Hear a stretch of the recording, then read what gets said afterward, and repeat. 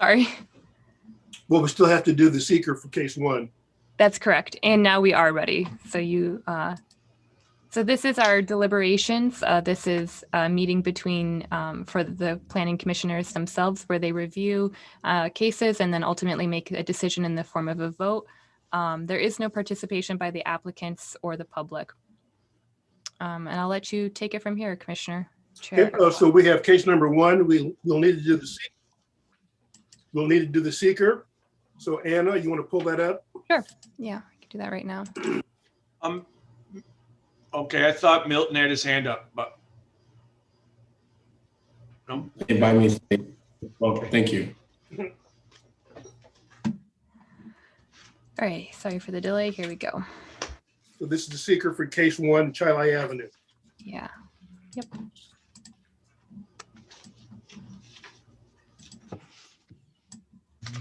Long time coming, but we're here.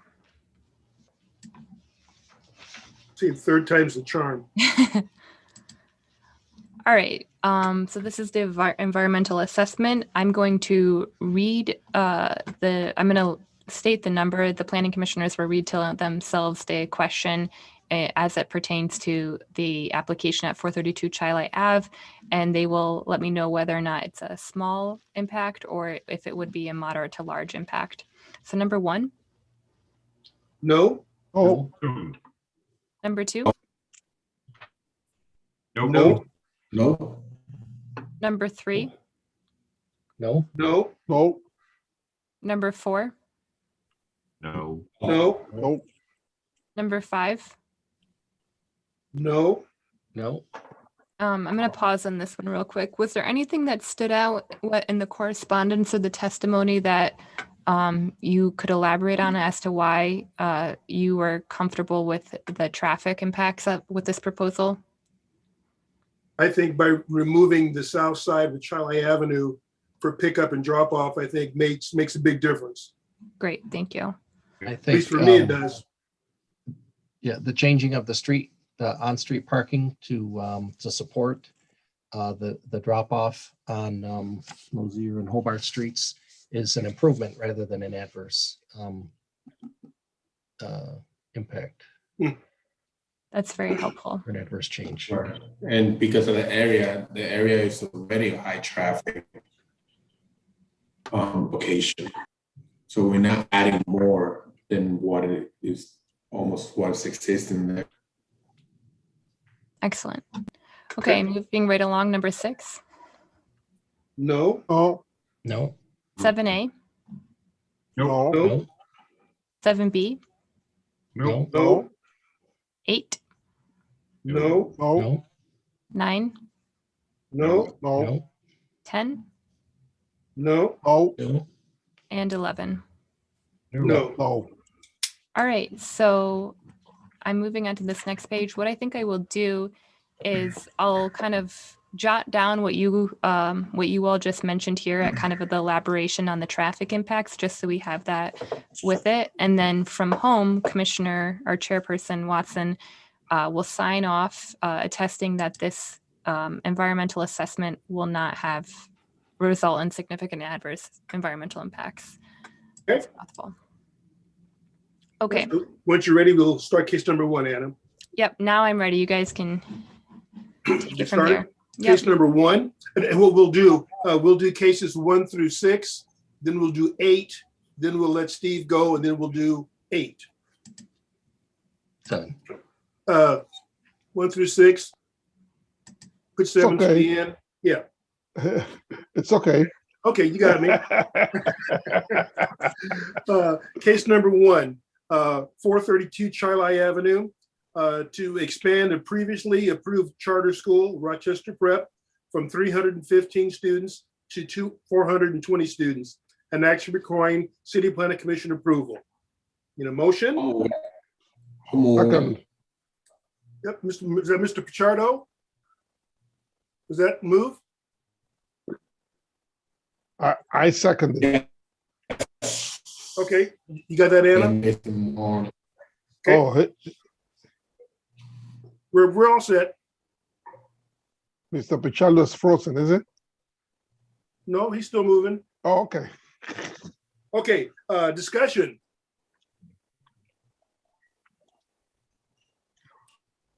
I think the plan was good. I think they took all the considerations that the Department of Transportation had to say about that south side parking and drop off and pick up.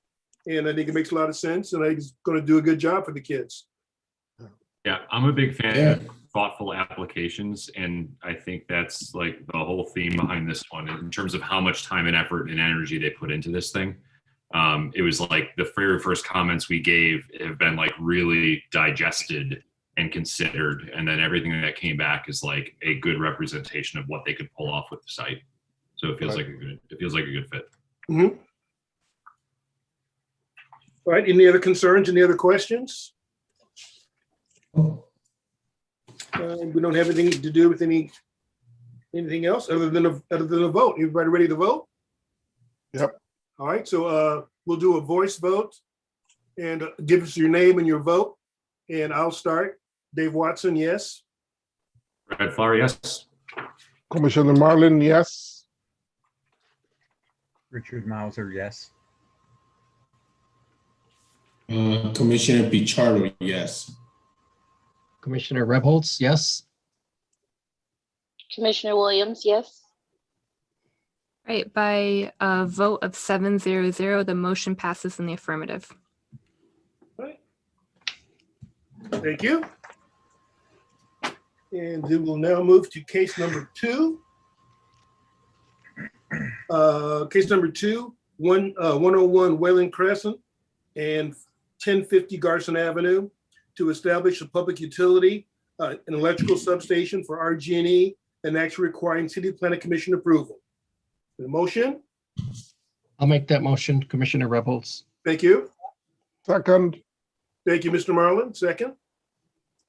Okay, discussion. great improvement. Yes. Yeah. Yeah, great improvement. They try to listen, and yeah, I think it's an improvement from last time. I guess I have 2 questions for the committee members.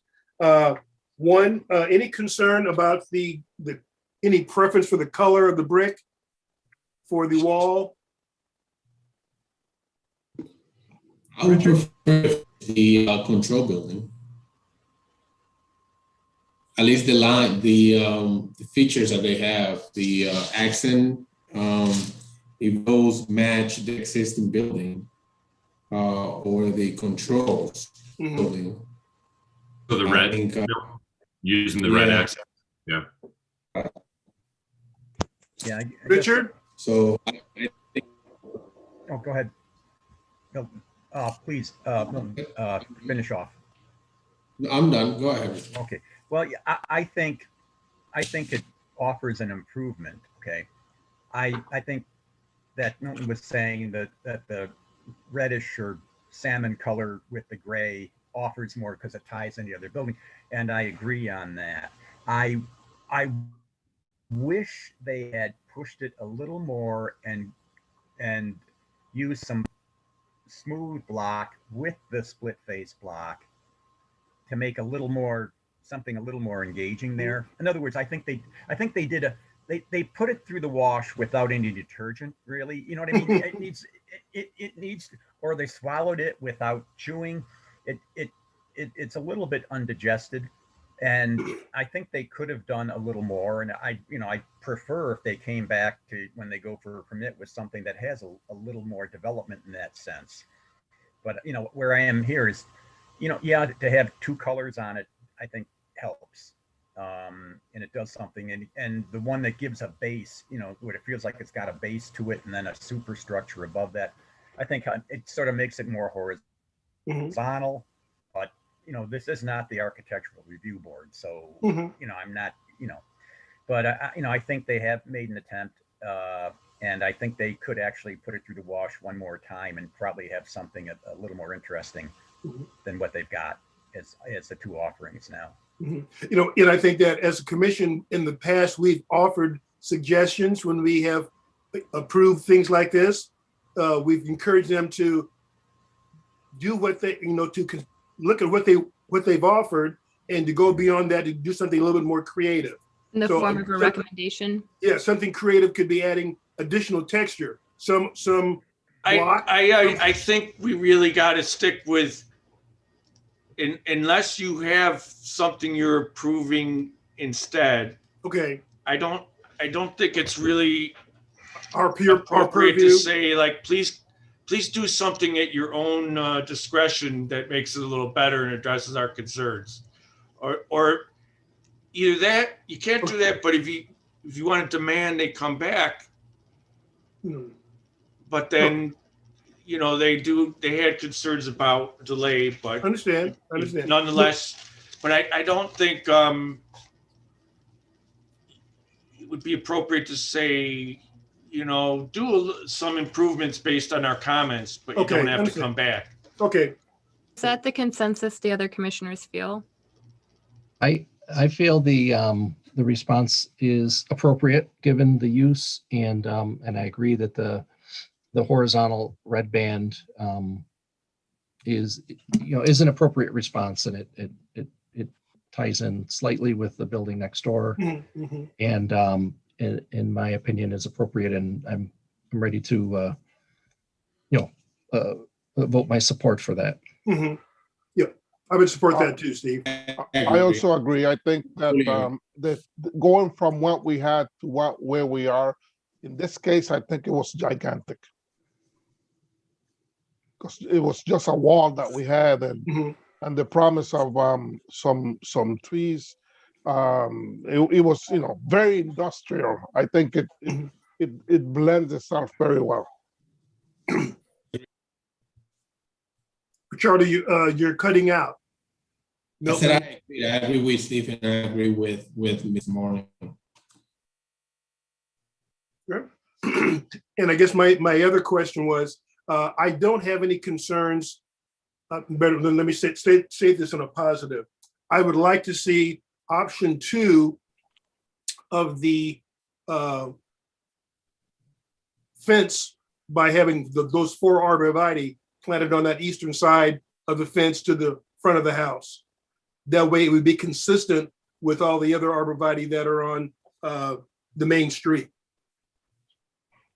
Well, I understand the homeowner's concern, but I think we can't let the tail wag the dog. well, there's arborvitae. If you trim them when they get a certain height, they don't keep growing in height. I mean, they're showing arborvitae that are, whatever, 20, 30, 40 feet tall. You can cut the top of them and they don't continue growing vertically like that. So, that could allay the homeowner's concern where she doesn't want to be in shadow all day. Right. And again, I believe according to the pictures that we saw in testimony, I think that front fence is only, 12, 18 feet? It's not higher than the surrounding a wall will be, which is over 20 feet. Right. So it's not going to be much higher than probably 15, 20 feet at its max. I agree with you, Ms. Watson. When it comes to, I would like to see vegetation next to that, to that other property, and the reason is, although we highly consider every comment, especially by a neighbor next door, we really design land use, not necessarily for certificates that person moves. We have to design plan, and we appreciate the comments, but I do agree in the fact that maybe if they just add more vegetation, it will be fine. I'm okay approving it without it, but I'm also saying that we don't just approve for a specific tenant. We are obviously a consideration everything, but this is time to do it. This is the time to do it. Okay. Hi, I got a question. Yes. So if the vegetation is placed on her property, it's not her property. It's not. No. Even along the side or in front or anything, it's not on. It's just on her side, but it's not on her property at all. It's on her side of the property. It's on their side of the property. But it's not on hers at all. No. She just doesn't want it on that side. Okay. That's I'm correct. just making sure. Yeah. Although, Okay.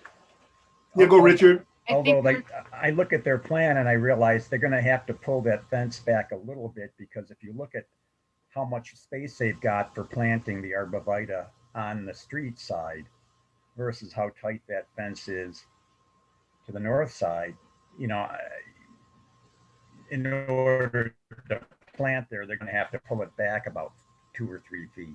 so per to your accomplish request, one of the things they looked at was potentially moving that fence back, and the response back we received was I believe a manhole and some sort of underground circuit or something to Right. that. Yeah, no, I see that. That's you know, a good 15 feet away. You know, but I think that they did say that they could plant 4 trees there if if we commission that. I guess it'll be really tight. It'll be right up against the fence and right on the property line. is where the Yep, plant but will again, be. it's not on her property. Okay. Yeah, Okay, her it- concern though is people entering her property. Like if a dog wants to sniff that arborvitae, then there'd be behavior, which I guess we're not really monitoring behavior, but certain behavior would lead people to walking on her property to access the arborvitae. But Well, but they're all along the street too. Yeah. I mean, and I would think the one right on the corner of the north property and the street would be the one that'd be hit by dogs the most. Mm. The first one. That's a major thoroughfare. Yeah. you're saying like an arterial or collector arborvitae, and not a neighborhood arborvitae? I'm sorry. You flipped out there. Okay, you did not miss It did anything. flip out. So those are the only 2 questions that I had. Any other concerns? I know we have to go through the code compliance issues, because we have several of those, right, Anna, that we have to look at again. But again, I think, was there a third one that they offered? Well, Anna, we don't have any waivers, do we? Yeah, we have waivers. Yes, there are some waivers on page. Okay, I'm looking at the wrong one. So- Yeah. So Anna, was there a third thing that we had asked for? Let me just question my Those memory. wall options we covered. The height, they looked into the height. for Yeah, you. that was it. And that's Yeah. something that they can't change. Correct. Yep. Okay. All right. So Anna, you want to take us through the compliance? Sure. So, but you're settled on the arborvitae instead of no screen, Yes. instead of just fence, or instead of opaque fence? Yes, that's what I'm Okay. recommending that we Yeah. accept, because that would be consistent with the arborvitae on the front, along the front, Okay. and it designates that whole piece of property all being the same parcel.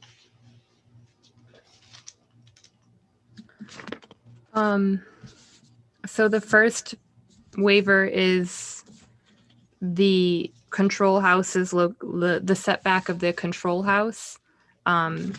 It's north, from all angles, it doesn't meet the average setback of the residential properties on the block. And I suggest that we weigh that, obviously, because of the due limitation of space. They're putting it as close as they can to make it work as best as they can on the site. And then the next one kind of buttresses off that one. Because of one of the setbacks, there's parking that's technically in front of the control house itself, the only structure on site. So technically there's some front yard parking that you would have to consider waiving. And was it that page 2? Yep, that's the first one of page 2. Okay. So again, we have to waive the no front yard parking. And then none is proposed. Yeah. And this one, we need to remember that there's a sequence that they have to go through to keep the station operational. Right? Yes. So there are limited options for placement of these improvements. Yes.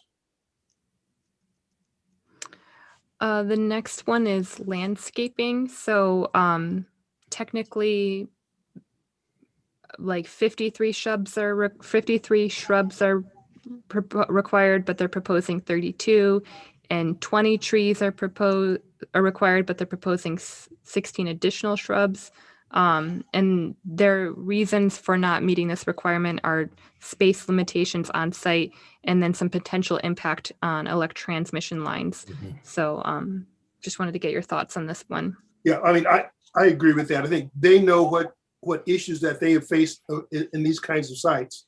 And I would agree that they are putting in what they can do to maintain their operation of that facility. It does make sense not to have trees near the transmission lines because Sure. Continuity of power is important, critical. The next one, based off previous discussions, I think that you will not be waiving in its entirety, given that this one's the one for screening. So you have made some tweaks to their screening plan, it seems. So this one would be where there would be slight caveats in terms of continuing the arborvitae along the adjacent residential property. That's kind of based off of this previous discussion. Yes. Okay. The next one that's not in compliance is it something to do with appearance? So this is something specific to public utilities where they're trying to minimize the aesthetic impact. And so this is one where they're trying to make it look like it's residential. In this case, they don't try to make it look like it's residential, but it appears that you guys have pushed further and requested some kind of facade treatment that makes it stick out less. Yep, I think with Which one is this, Anna, on the report? page 3, number Second. 2. Yep, correct. The second one on page 3. Yeah, all buildings and structures.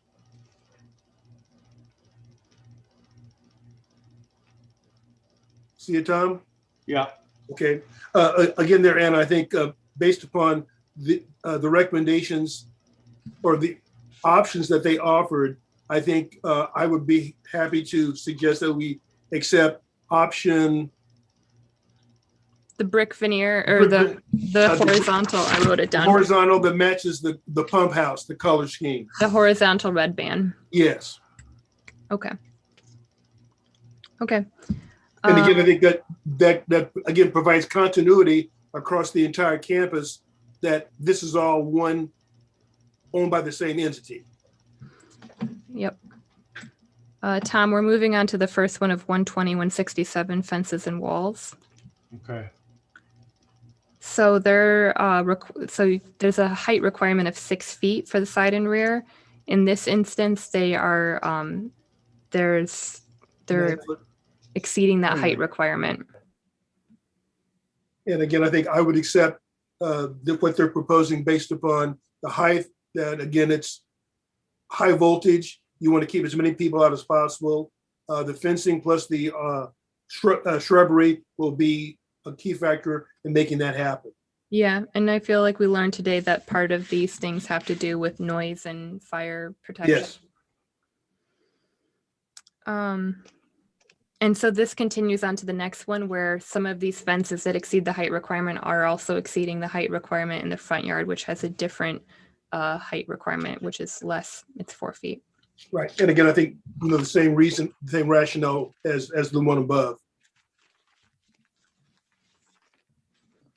And so the last one are the surfaces, no chain link in the front yard. They are proposing a portion that would be that would cross the front yard. It's chain link style, so it's likened to chain link, but it's that non-conductive one she was talking that's kind of almost like PVC texture or something to that effect. And again, I think I would accept that because of the nature of the business and the need for this type of fencing as opposed to a chain link fence. Okay, so if you guys are all in agreement of making these waivers, we would just do it, except with the caveat on the 2 for fencing and screening that would include the arborvitae and the horizontal red band. So it would be like granting of all waivers with kind of tweaking the language of 2 of them. Yes.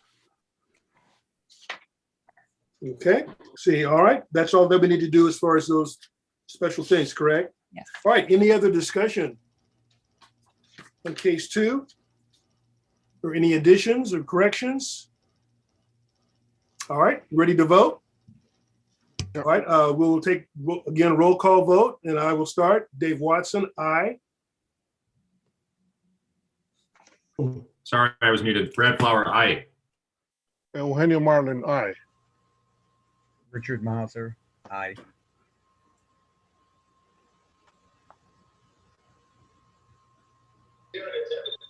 Commissioner Pichardo, aye.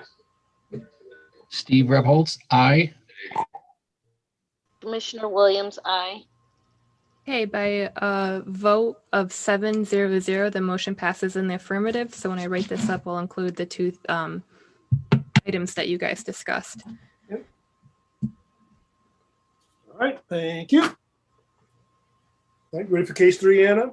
Yes. Okay, case number 3, 177 Samuel McCree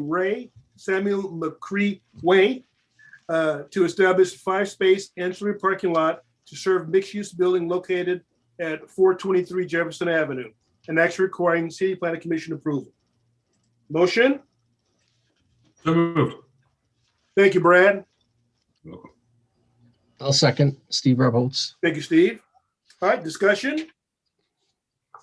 He seemed very open to any suggestions, which was wonderful. And I think that's an opportunity to throw in some things that we feel would be appropriate. I listed a trash receptacle or corral, like an actual location for trash bins would be great. Any landscaping, I mean, really, if he's open to landscaping fence, let's look at it and be like, cool, if you are willing to do this, let's do it. And let's make sure it actually fits and it's like properly designed and it looks right. And I am concerned about the easement. I think the easement should be something that they should, I mean, they're sharing the driveway, right? Like that's something he needs. Yeah. Yeah. Yeah, I Stuff agree. makes lawyers nervous, as well as Because engineers. we'd be waiving the minimum aisle width, and I would really require an easement that would kind of forever maintain the ability to have an appropriate aisle width there. So Anna, is that normally something that is part of a decision? So Tom, correct me if I'm wrong, but this would be like on condition, they wouldn't actually, so this would. I thought it wouldn't be a was waiver. holding it and telling him to come back to address Oh. these things. Oh, okay. That's kind of how I understood.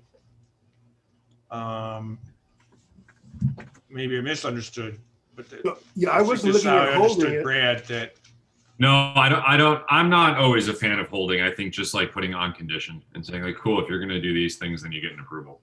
so then you need to say like where these things are. Right. Oh. So I have a okay. question. So would it be, so Tom, in the decision, it's like they're not, I guess, never mind. I just talked that through already. So it'd be approval with conditions. Mm-hmm. And haven't we done before, Tom, like, as long as like the manager of zoning approves?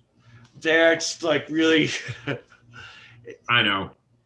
like what, well, in this, like if you're saying like just put in landscaping that's acceptable to the zoning director, probably not. Or But, you could like just- if you have some ideas where, or it sounds like Brad just simply wants like a code compliant decorative fence, like where they're, so I think so Brad would say, I'm not willing to waive the requirement for like the decorative fence.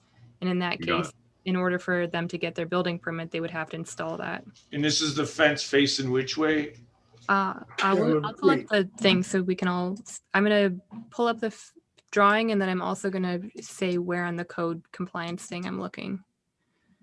Give me 1 second.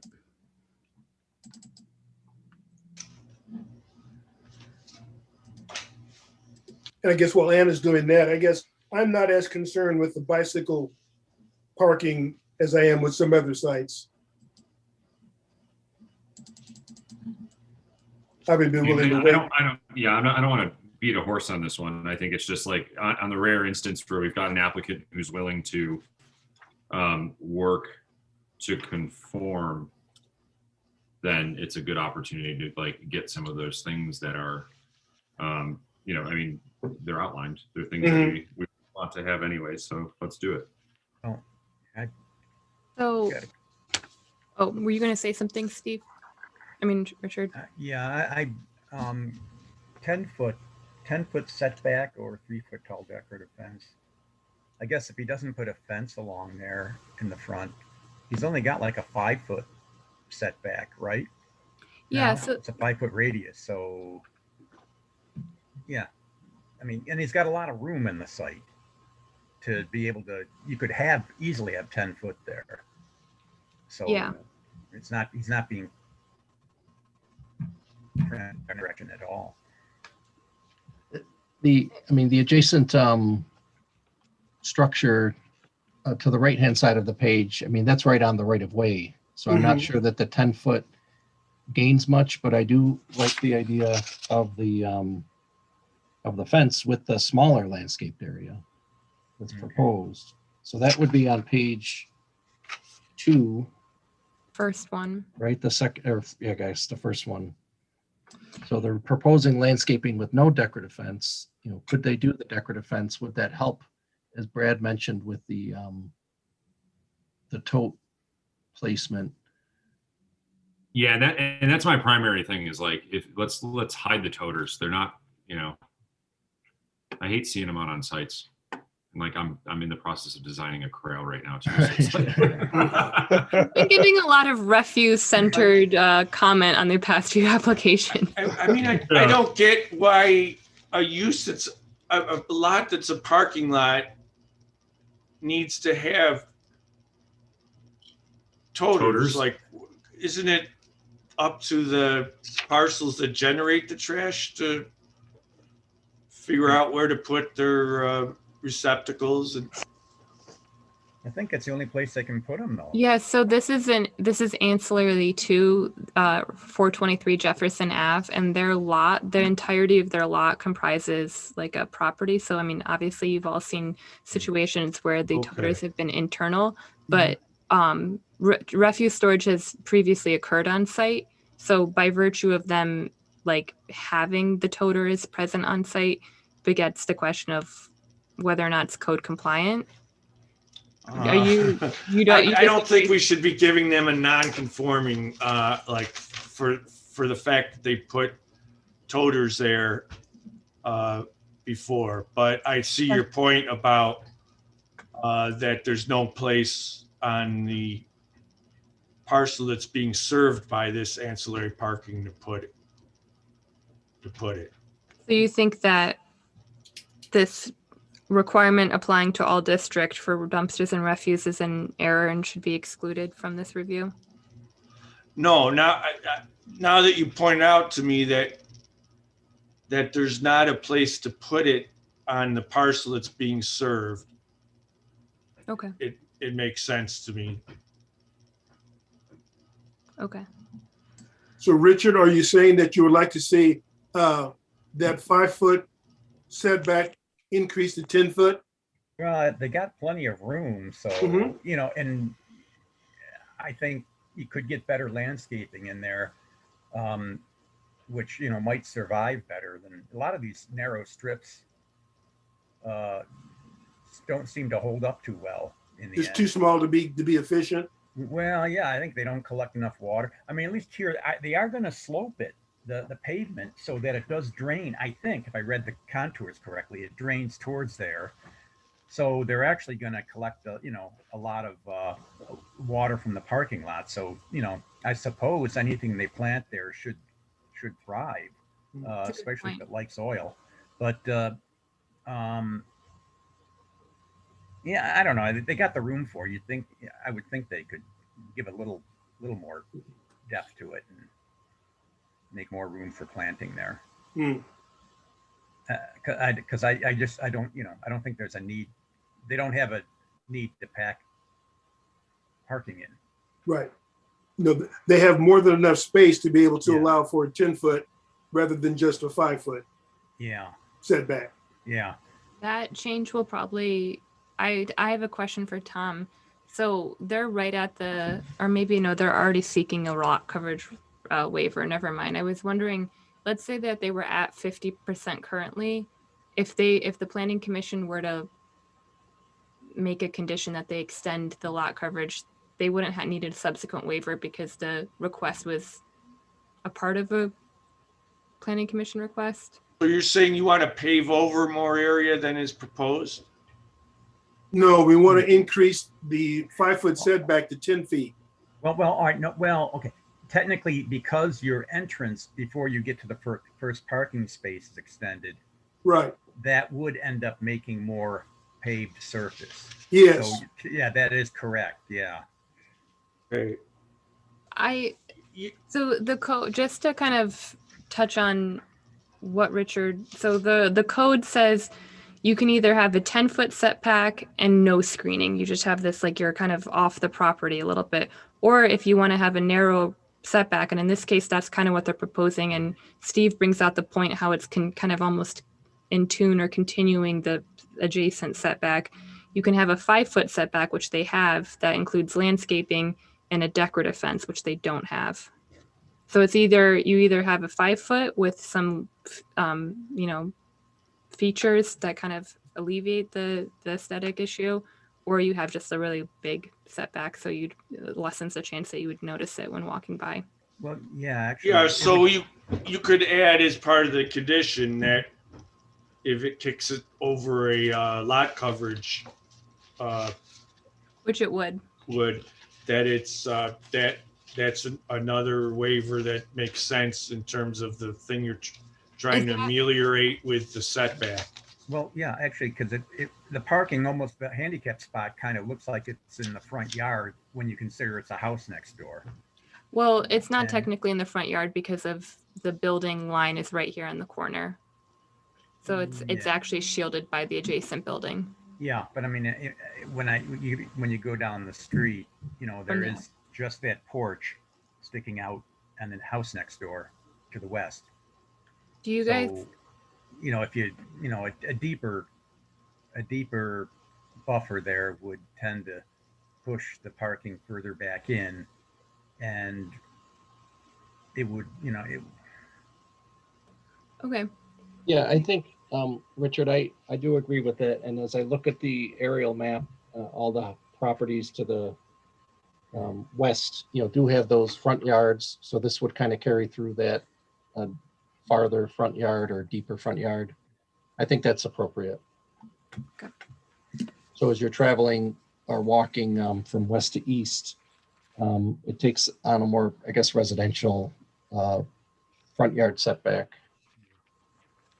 So I can support the 10 feet without the fence. That'd be fine.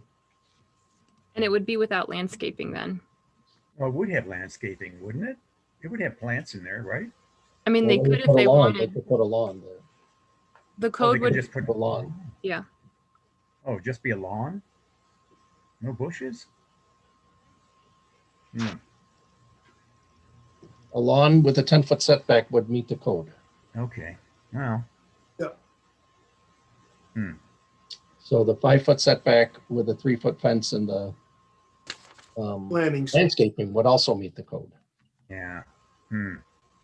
Yeah, I think I would agree with Steve. I'd rather see a 10-foot setback matches up with the neighborhood.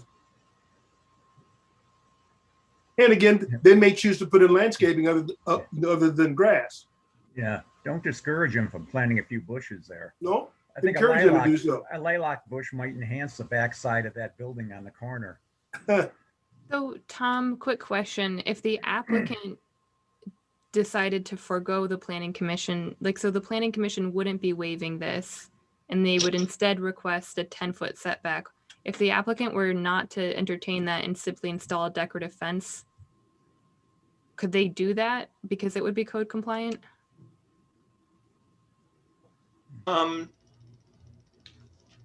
If you tell them to do it, Then it's part of the approval, and that's what was reviewed and approved Yeah. on. yeah. Okay.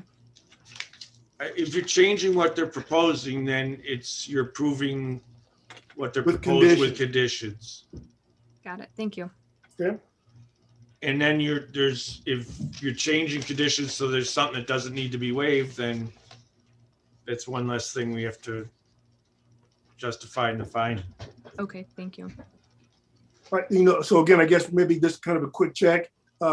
Is everyone okay with the 10-foot setback?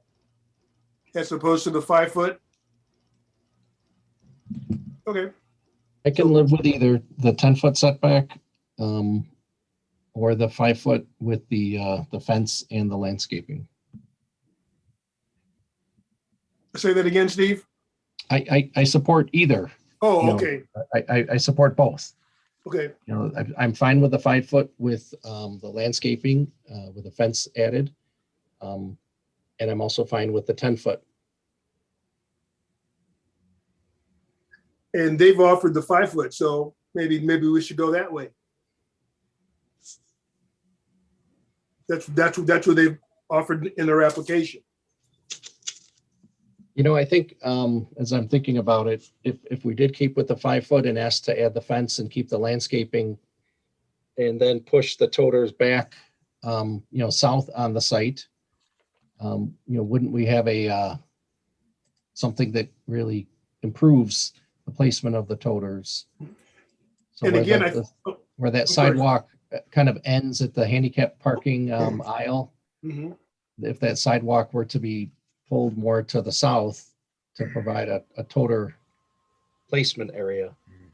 And again, I was going to say that was something that we didn't ask was about the toters, and I would imagine that they're probably already storing them inside. No, well, I mean, from the testimony, they were outside and Oh, all three. okay, I missed that. They were all the way in the back. Okay, No, they've actually, no, Steve's bringing up a good point. They've actually historically been in the front. So if you increased the setback, that could potentially cause them to continue in the front unless you dedicated a spot in the back.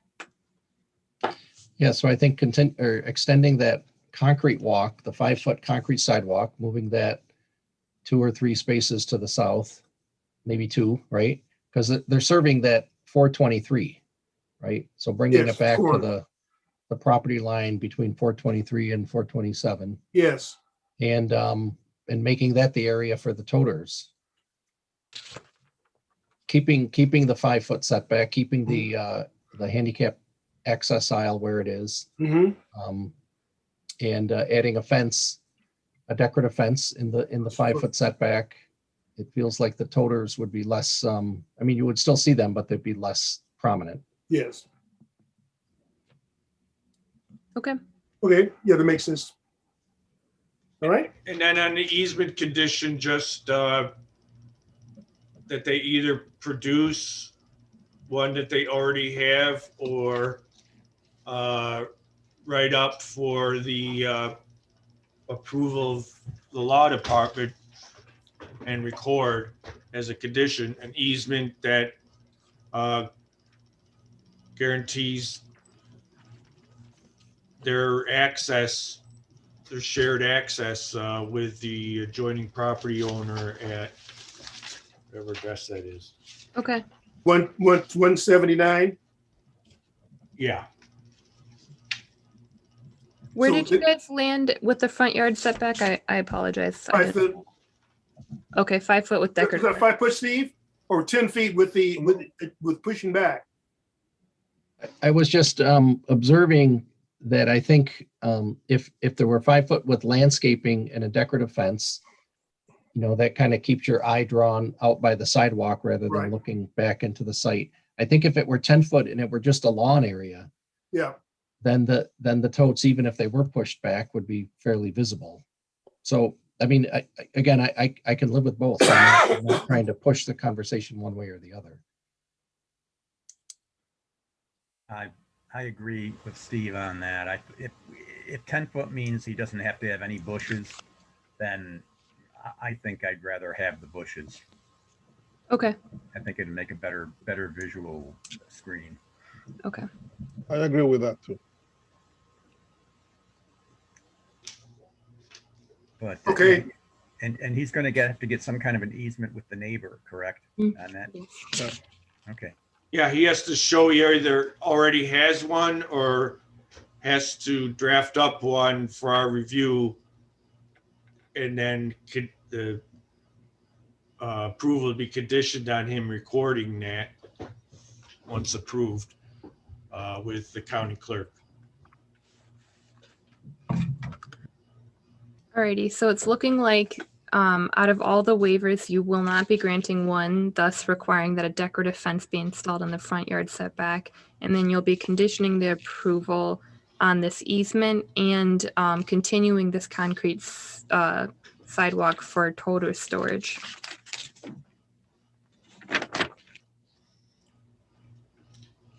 And Anna, you probably have enough from the discussion here to like lay out why the waivers that remain are justified. Yep, that is correct. Okay, so we're all set with those? Yes.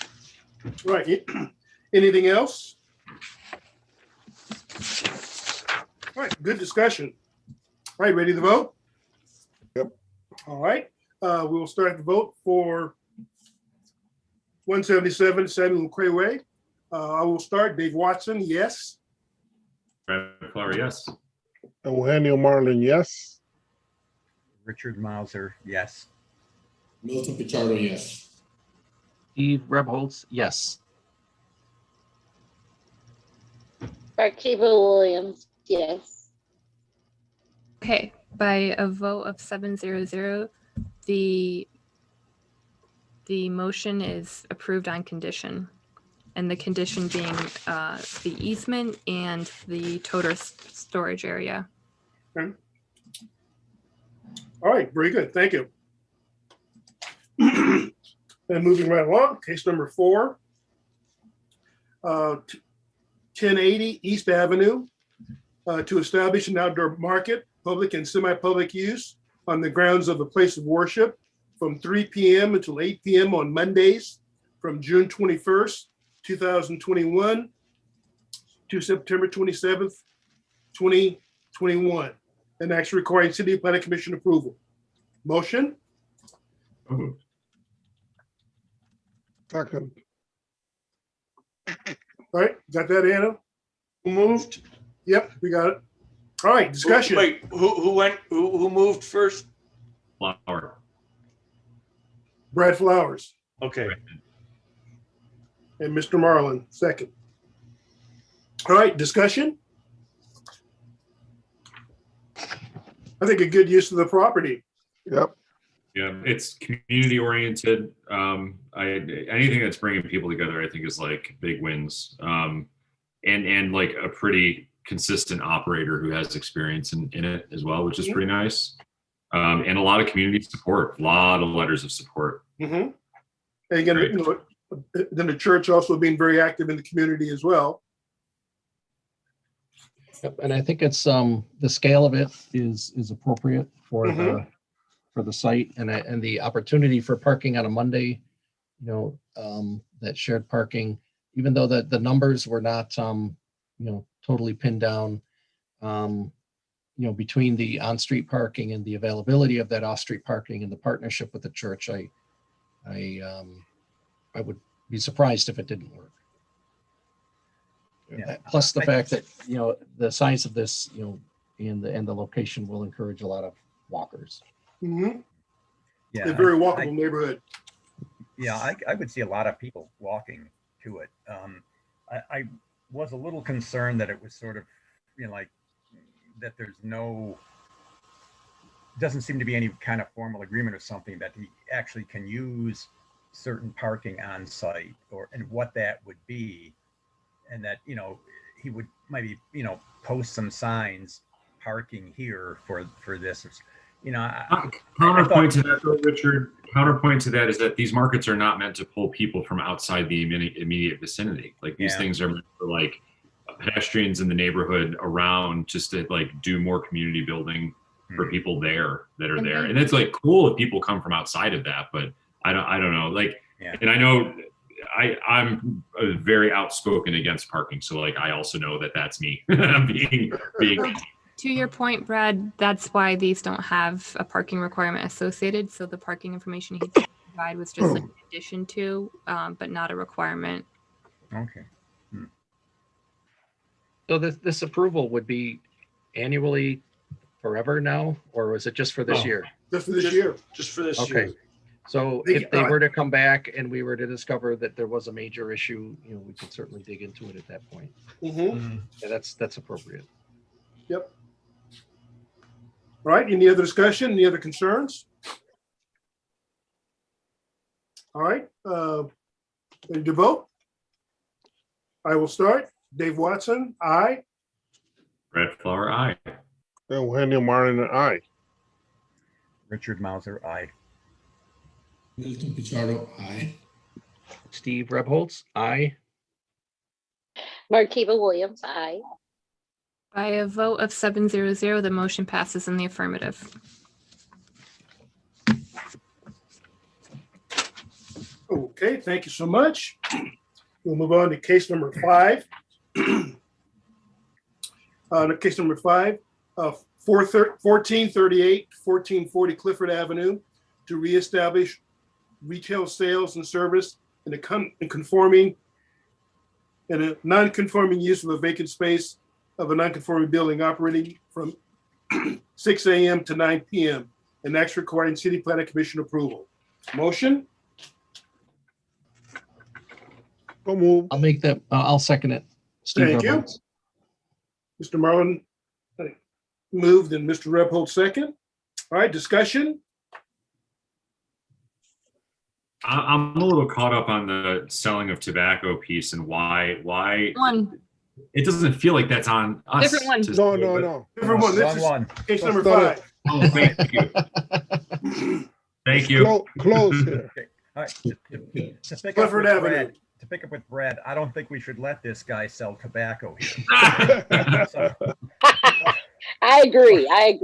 but I think it's a great, I think this is great. I wish all of them were like this, where you're taking a commercial building, historic commercial building, and putting new business into it, and it's not anything that's going to put a big pressure on the community. This is like, for me, this is great. And I love the building. Mhm. Yeah, it's really pretty. All right, any other concerns, any other comments? No. Pretty straightforward. All right, none being heard, we'll vote. wait, real quick. I just need to brush through the specific things for non-conforming uses. Oh, okay, So this is under code compliance A, B, C, and D. This is just kind of run-of-the-mill review for non-conformities. I'll let you guys discuss them, but I will note that I did check and this building is not a designated building of historic value, despite it being very pretty. Mhm. Okay, so again, looking at the code compliance on first page of the staff report, A, the building is the designated building of historic value, and that would be no. B, the condition and/or economic life of the building or structure. Yeah, it's getting I used. think- It's a good thing. Yeah, supporting the continued use, supports the continued economic life of the building. Okay. Any other comments? All right. C, potential use of the building for neighborhood services use. I think the use is supportive of neighborhood service use. Consistent with that. Yeah. Okay. D, the potential for employment opportunities in the neighborhood. Yep. Yes, obviously a new business Yes. going in, Yeah, new- I mean, it's modest, but supportive. right? More than there is now. Right. Okay, Anna, anything else? Nope, that's it. Thank you for doing that. Mhm. Thank you for keeping us honest. Yes. All right, any other discussion? All right, we will vote. I will start. Dave Watson, aye. Brad Flower, aye. Eugenio Martin, aye. Richard Mauser, aye. Milton Pichardo, aye. Steve Rebholz, aye. Markiva Williams, aye. With that, by a vote of 700, the motion passes in the affirmative. All right, thank you so much. That was case number 5. Moving to case number 6. Thurston Road. 419, 427 Thurston Road. To modify a previously approved special permit E-03-18-19, the establishment of retail sales and service of a bakery and deli operating from 6 a.m. to 9 p.m. and that's requiring City Planning Commission approval. Motion? So move. Thank you, Mr. Second. Marlin. I'll second. Thank you, Mr. Pichardo. Second. This is your time to shine. Okay, discussion. Is this where we say we don't agree with them selling tobacco products? Yeah, that's Because that's what I want to say. I do not agree with them selling tobacco products because you can, in walking distance, there's like 3 or 4 other stores that do the same thing. So if there's supposed to be a deli and bakery, I think that's pretty much what they should stick to. Mhm. Yeah, I know that, the past rules had those levels of intensity with, uses and the challenge to saying what people can sell and can't sell. But personally, I think when the proposal was reviewed and approved as, the bakery and deli, that was appropriate given the scale and history of the site. I think the, the challenges and the kind of the non-compliance of that is remarkable and suggests that increasing the use would not be in harmony with the general purpose because they didn't comply with the purpose of the permit when it was previously issued. So not that we can regulate what someone sells and doesn't sell once they're approved as a as a retail sales and service, but the previous approval, I think, was appropriate, and I don't support changing it based on this application. I have Yeah, a question. Oh, go ahead. Yeah, what was the previous approval given to her? Yes, Yeah. Okay. Yes. it was originally given to her for a deli and bakery. Okay. And it was her as applicant, I think the design professional presented on her behalf. yeah. Hold on though. I thought somebody had said that it was a tenant, and I see the old Yeah. notice of decision from 2018, and it's somebody else's name. That Right. was her design professional. Right. Yeah. God, that's your point. So that was, but it was her. Okay. Got it. Yeah, I agree with Steve. I think that, we had originally approved it. Again, we've always been concerned about convenience stores and those kinds of operations. And when this came before us, we were looking at it, and given the nature of the neighborhood and those issues, we felt that what they were proposing would be a good use. And I think it would have been had it been followed through on. And now they're wanting to change the use, and I guess I'm not in support of that.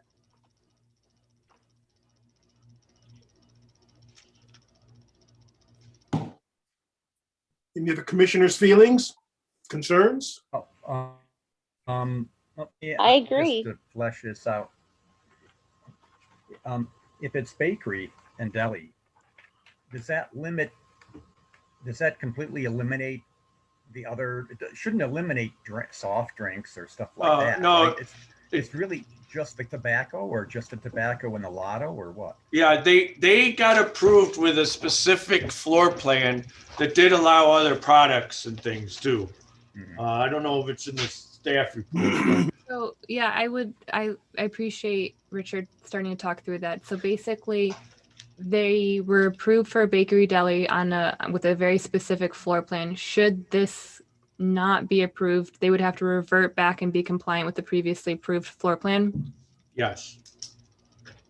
So they could continue to operate as Yeah. a bakery and deli with some like snacks and what have you, but it would have to be completely full-heartedly compliant with the initial approval. That's right. Which means switching up the store layout again and removing certain products that currently exist on the stands today. Well, they said they've already done that somewhat. Like they said, after that prior tenant, they took down the tobacco wall. Yeah, I think, yeah. I mean, I guess the premise for this thing sounds really great. Fresh, real baked foods, deli, fresh produce. It's like, well, yeah, this is great. Then of course you're going to get your processed foods, your boxed foods, and your drinks too. But it's kind of like this is just seems to have morphed into something else, and it's kind of a different business in a sense. Yep. Any other comments or concerns?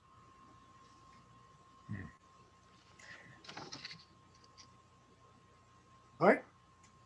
Everybody. Let me ask a question. The Yes, list, sir. the list after Appendix A are the things that they could sell. That's maybe let me see, about six pages, maybe 6 or 7 pages. 2, 3, 4, I think 6 pages in. Yep. That's the list of. We're 6 pages into the Yeah, the one that staff has report. yeah, Appendix A. With Appendix the A. I'll pull it up. Yeah, I mean, basically, yeah. Yeah, I don't think we should mess around. That's like the applicant. I think they have an approved floor plan, and let's just stick at that. Like, you're not here if you're denying this thing to like set forth what they can and can't sell. Right. The prior thing that many of you, the same people who approved back in 2018 would be the one that would govern. Yeah, my point, I don't want to change anything in this list. I just want to find out, these are the things that when we approved it before, that some of the things that they could sell. Yeah, it looks like it. Yeah. Oh, no, I think this is what they want to sell. A is what they want to sell. Like they that's a list that they created that they want to sell. Yes. Yeah, I think they were just kind of putting it out. They were trying to be explicitly clear because given like the back and forth code issues, there was lots of discussions about what constitutes a bakery and deli, and this was them being like full. Yeah. But I don't see the tobacco in there. Right. Stuff. I think it's the second page. So, yeah, it's on there. Yeah. It's the it second is? page. Okay. Yeah. We don't want to. That's a good one. Right. Put it on the second page. Right. Yeah. And I overall wouldn't be opposed to them selling any of those things except for the tobacco and let me see, tobacco and the cigarette products. And the lottery. So you have a choice. You could approve their application with conditions, or just deny it, and then they're still subject to the Original special permit that was issued back in 2018. Yep. Yeah. So yeah, I'm just gonna say the exact same thing Tom said because, but yeah, it's basically deny, and then they have to revert back to everything that they were previously approved for. Or it's approve it on condition, which is we're approving you to modify to be a small retail store on condition that you don't sell lotto and tobacco. But weren't or wasn't the city I guess cautioned or challenged when they tried to regulate what people could sell? Yeah, they were on alcohol. Well, just alcohol because of the hours. But there's no problem here. So the tobacco and lotto, aren't they state regulated? So yeah, but there's not the preemption. There might be for lotto. There might be preemption for lotto, but not for tobacco. We checked on tobacco. But that's all to say, maybe it'd be better to just say no, let them go back to their. Yeah, I think given that it's an R1 district, that the building is built as commercial, but the use that was previously approved, worked hard with the community at large to come up, strike that balance. And then once that happened, it really didn't, it wasn't used that way.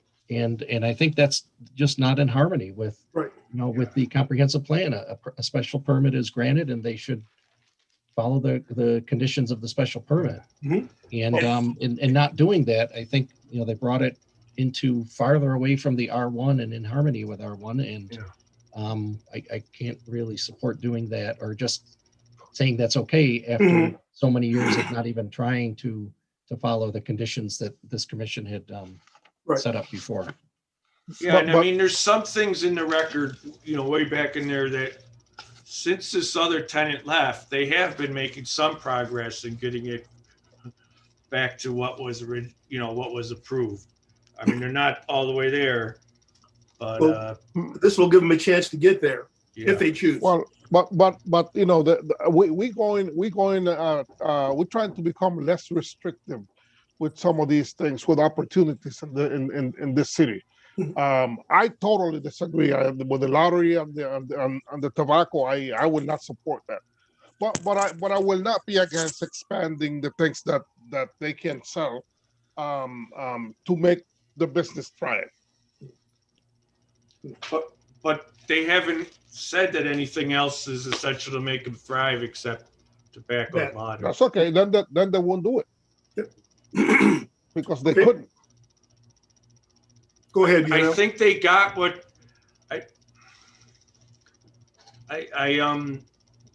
yeah, well, go ahead and deliberate there. No, help us out. I mean, part of what's weighing in my mind is a few years before 2018, they applied for like the same thing they're asking for now, and were denied by the Planning Commission. Okay. And then they have testimony, today in the application and back from the prior time it was denied, why just plain convenience stores are not desirable because of their intensity and lack of consistency with the residences nearby and traffic and loitering. And so that's what makes me think I feel like Groundhog's Day a little bit. Yeah, they have the opportunity to build stake in a community that would be very supportive of the use that was originally approved, and I'd like to give them the encouragement to do that. Yep. And yeah, I mean, in the petition that they accumulated signatures to change the location to a convenience store in order to sell tobacco and have lotto. That's really the whole purpose of it. Okay. Thank you. Okay, what we'll do, I guess basically we're saying that we will either voting to modify the previous special permit or not to modify it. So if we vote to deny it, they have to revert to the original special permit that was issued in 2018. All right, everybody understand? Yeah, meaning that they cannot sell grocery, snacks, soft drinks. Correct. Yeah. Can I, just for the sake, Yes, Anna.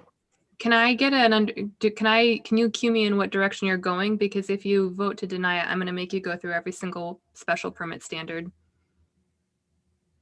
If you vote to deny the. Are you voting to deny this application, or are you voting to approve it on condition that you don't? Voting to deny it. At least I am. That's what I recommend. That we vote to deny, then it reverts back to its original special use.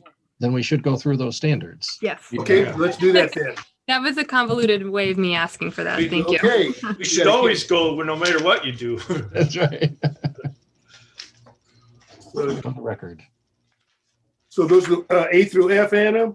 That's correct. Yep. A through F. Yep. Okay, on the first page of the staff report, special permit shall be approved only if evidence is presented which establishes that A, the proposed application will be in harmony with the general purpose, goals, objectives, standards, and implementation strategies of the comprehensive plan, this chapter, and where applicable, the subdivision code. And I think as Steve said, this would not be in harmony with that.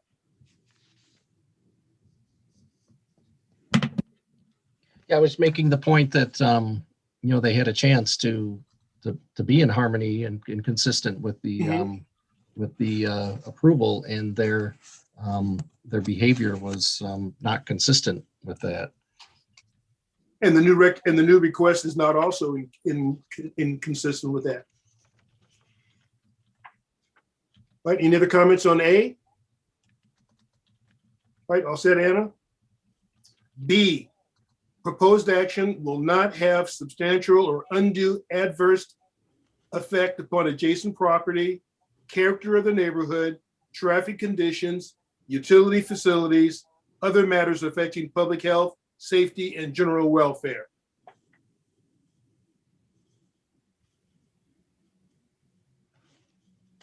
I think would have some adverse effect. Yeah, I think you get a lot more, well, With the- more traffic. With the nature of traffic, higher usage. Mhm. All right, anything else? Any other comments on it? On B?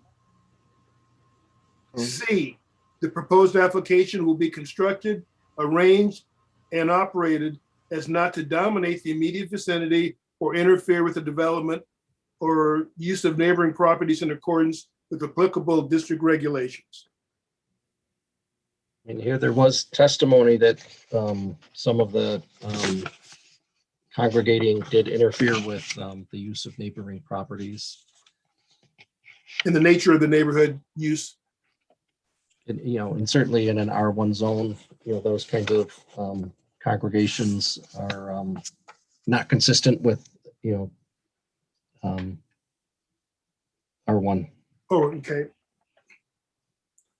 D, the proposed application will be served adequately by essential public facilities, services such as highways, streets, parking spaces, police, fire protection, drainage structures, refuse disposal, water and sewers, and schools, and that persons or agencies responsible for the establishment of the proposed use will provide adequately for such services.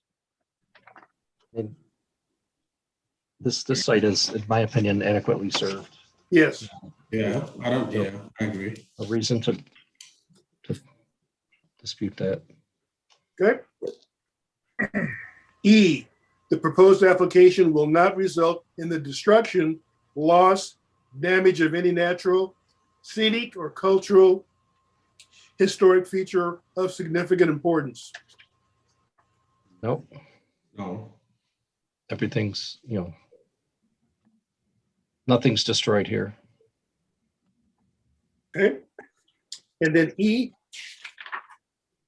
F, in determining whether evidence established that the foregoing standards have been met, Planning Commission may determine that an overriding public need mitigates certain impacts or effects that the proposed application and support approval.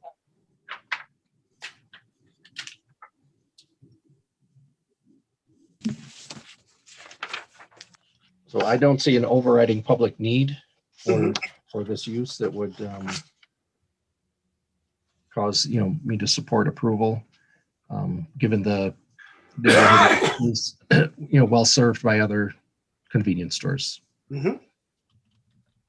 Yep, I agree.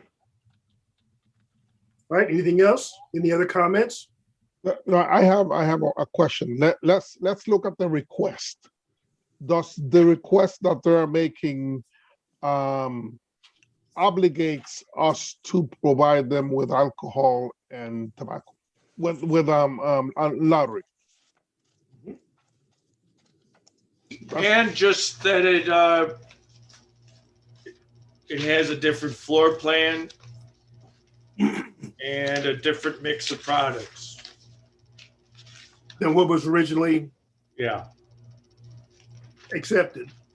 Yeah, but my question, if we modify it, do we have to, because this is we're looking at it black and white. I'm not. If we modify it, do we have to allow them to sell lottery tickets and tobacco? We do not have to let them sell lottery tickets. Wait. We don't have to let them sell tobacco. Lottery, I think, is preempted by state law. But also, I think, Eugenio, I think we're saying that if we're denying their application, it has to revert back to its original plan, I know. which doesn't include alcohol or lotto. Yeah, no, but their request is to modify it. Yes. And what they verbally said was they wanted lottery and tobacco. Mm-hmm. But if we, because they thought that they could make more money that way. Now, can we modify it without giving them the lottery and tobacco? And I know that Tom says that we might be obligated with the lottery. You're saying you're advocating for not having to change back their floor plan, like to keep the floor plan as right now. The floor plan that they included with this application demonstrates what's currently how the site currently looks. So you can keep this floor plan and you can keep your suggested list of offerings minus the lottery and tobacco. I wouldn't have a problem with that. Yeah, I mean, if there will be a way to do that, I will be inclined to agree as well. Just restricting the tobacco product and the lotto. Yeah. Allow them to sell grocery snacks, drink, whatever they want. Ice cream. Whatever. Okay, I guess, Anna, a question. If the vote is to deny their request, which means that they would not be allowed to do what they're asking for and revert back to the original 2018 special permit use. Is that correct? Sorry, you lost me. Do you mind saying that again? Yep, no problem. If we vote not to modify not to accept their application, by not accepting their application would mean that they would have to revert back to the original special use permit, baked goods, deli, that's it. And the floor plan as it was originally accepted. Correct. Yeah. Okay, Could so we?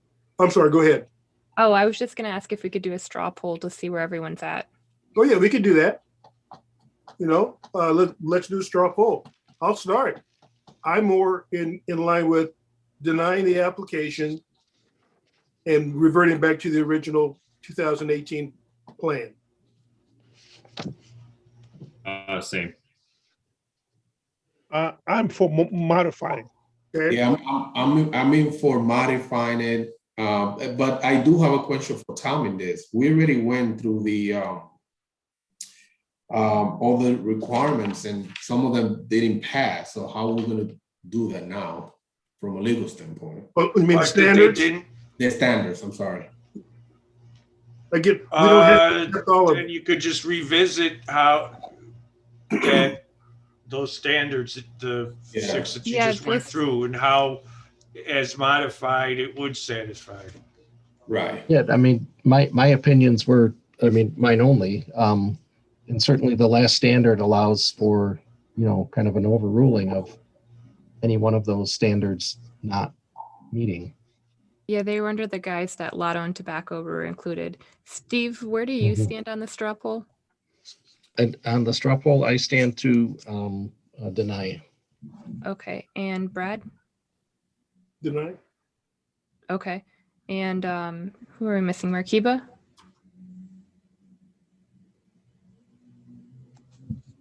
So right now we're voting whether or not to deny it and make them revert back to the original approval or modify it by allowing them to do what they propose with the exception of offering lotto and tobacco.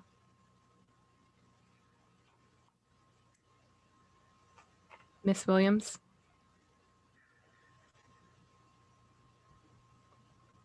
Markiba, are you there? Sorry, my earphones went dead for a minute. I'm back. I vote to deny. Okay, thanks. And then Richard? Well, I'm kind of fence sitting on it. If it was just we wanted to, they want to serve more food, a mini grocery store type of thing, I could say, you know, yeah, but it's what it's going to do is the deli and the bakery is going to be second fiddle. It really isn't going to be that anymore. And I would certainly want to, deny the stuff that the neighbors are concerned about, which is the tobacco part and the lottery part in terms of the people's going to bring in. The public service part, I think in a way is being able to expand the offering somewhat to be a grocery store, But I don't know if it really, it's at a slippery slope at that point. Does that just create more problems?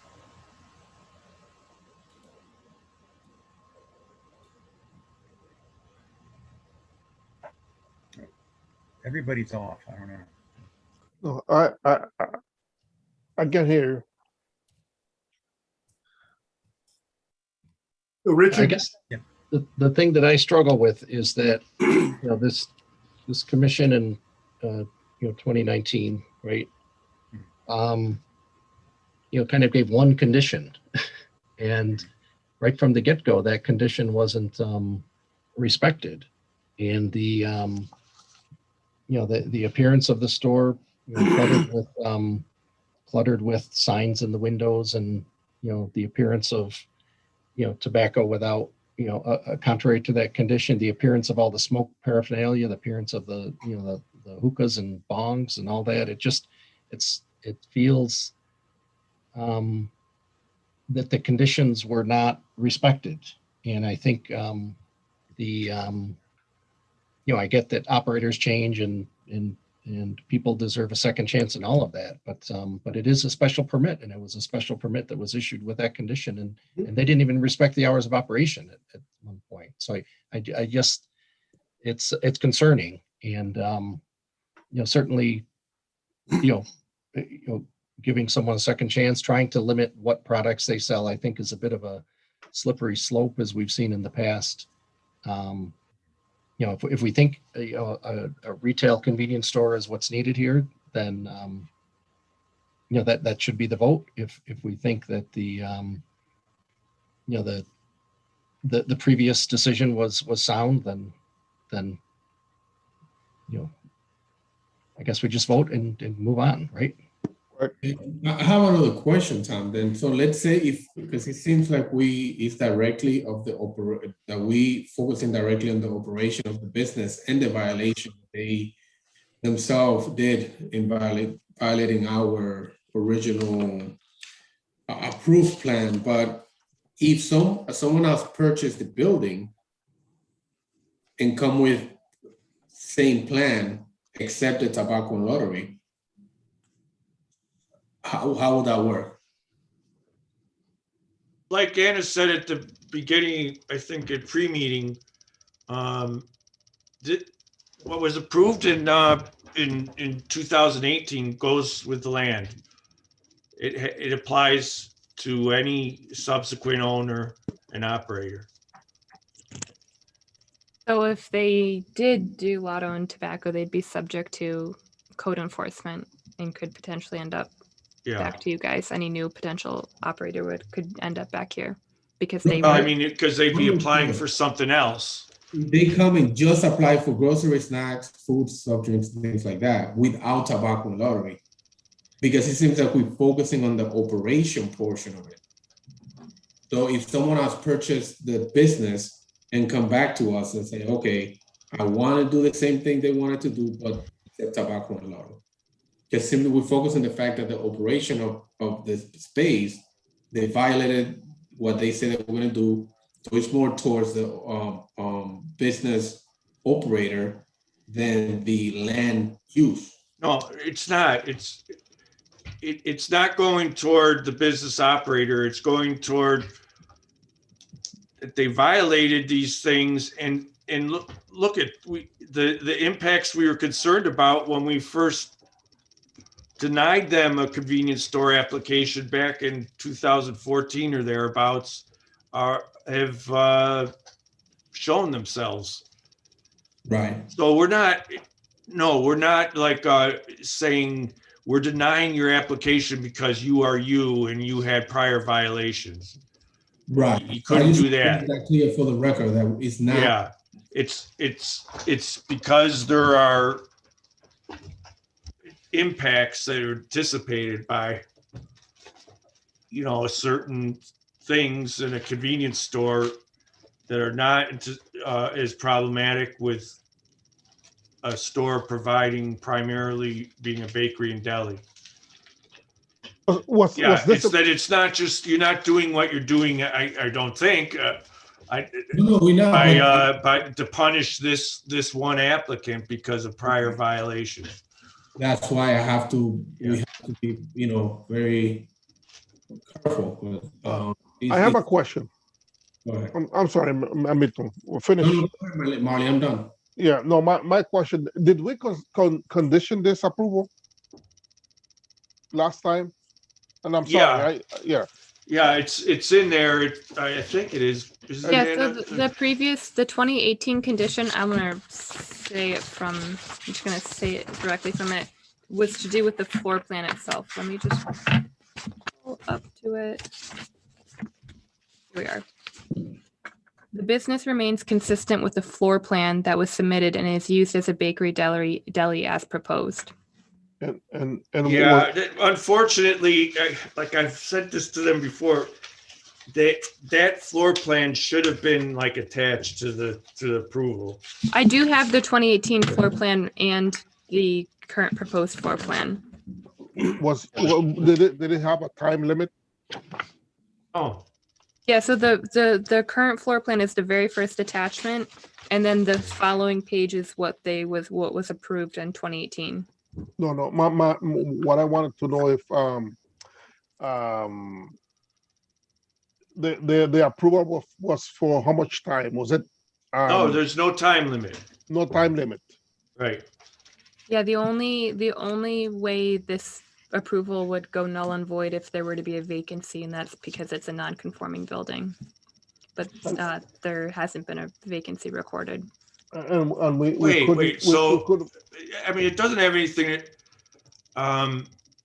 It just has to do with a special permit. I mean, they're not entitled to have any kind of commercial use. Let's just stick on the point.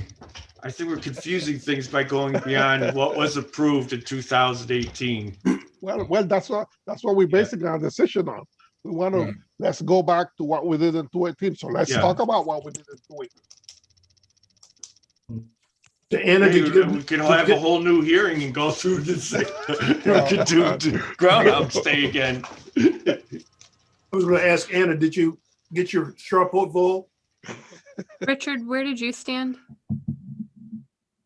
It's on the fence. Yeah, I'm still on the fence and it's getting uncomfortable. These are swing votes. If it's denied, they could come back and go for request to be just add on certain other offerings to their deli. It's an abbreviated list of things that they know would be acceptable now based on this decision. Good.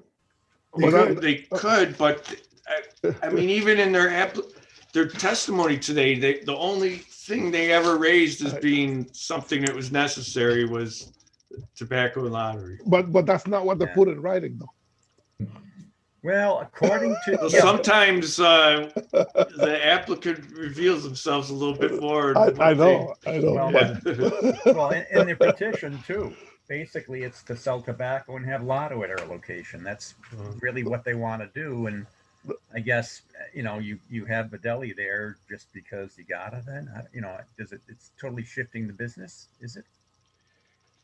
Yeah, I mean, you touched on something, Richard, when you mentioned earlier about the slippery slope, like that this thing was approved it was back in 2018,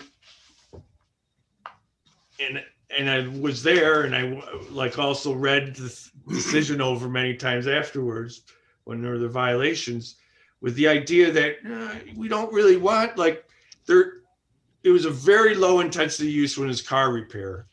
They were willing to accept, somewhat hesitantly, something significantly more intense based on F in your criteria, that it was providing a need to the neighborhood, that a bakery and deli would be a good thing to have in a neighborhood. So that, yeah, I think the reason I was concerned, and you identified it for me, and I couldn't put a thumb on it before, and that is that if you just approve like a product mix, or just say don't have tobacco and lottery, the bakery and deli thing is really gonna become more and more secondary, tertiary. It's not gonna be. So on page 6 of the Bond, Shennick and King statements relative to the standards, I guess it's the second full paragraph, but the third paragraph down, it says sales of tobacco and lottery products are incidental to a convenience store use and are absolutely vital to maintain profitability. Without the income from tobacco and lottery sales, Ms. Beebe will no longer be able to provide services to the neighborhood, and her building may become another empty storefront. So this application, I don't think is about fresh fruit. It's not about increasing the amount of food offerings. It's about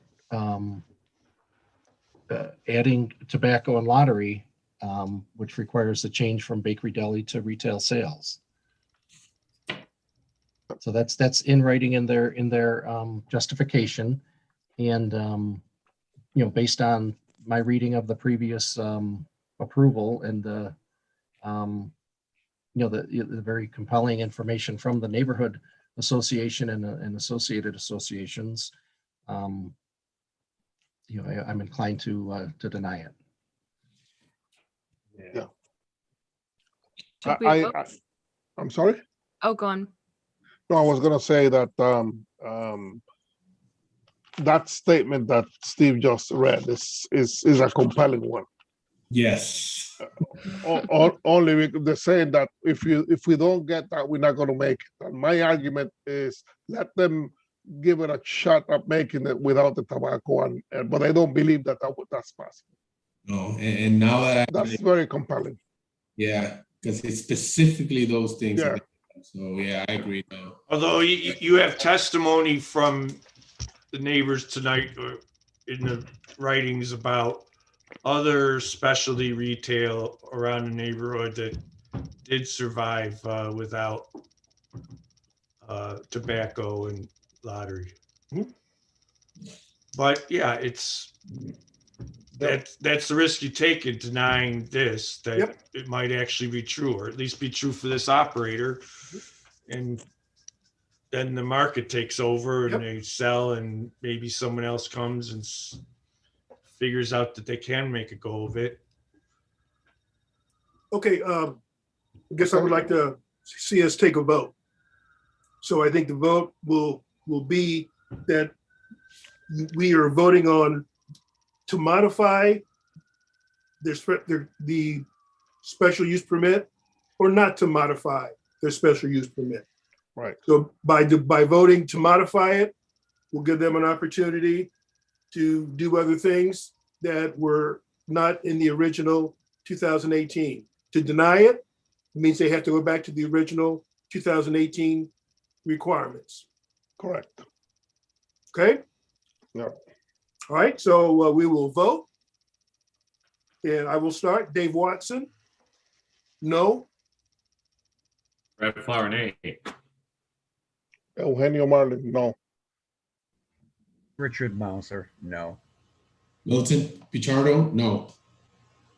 Steve Rebholz, vote to Marquita deny. So Williams. that's a no. Sorry. No, you're fine. Sorry, Steve. And Marquita Williams, that's no.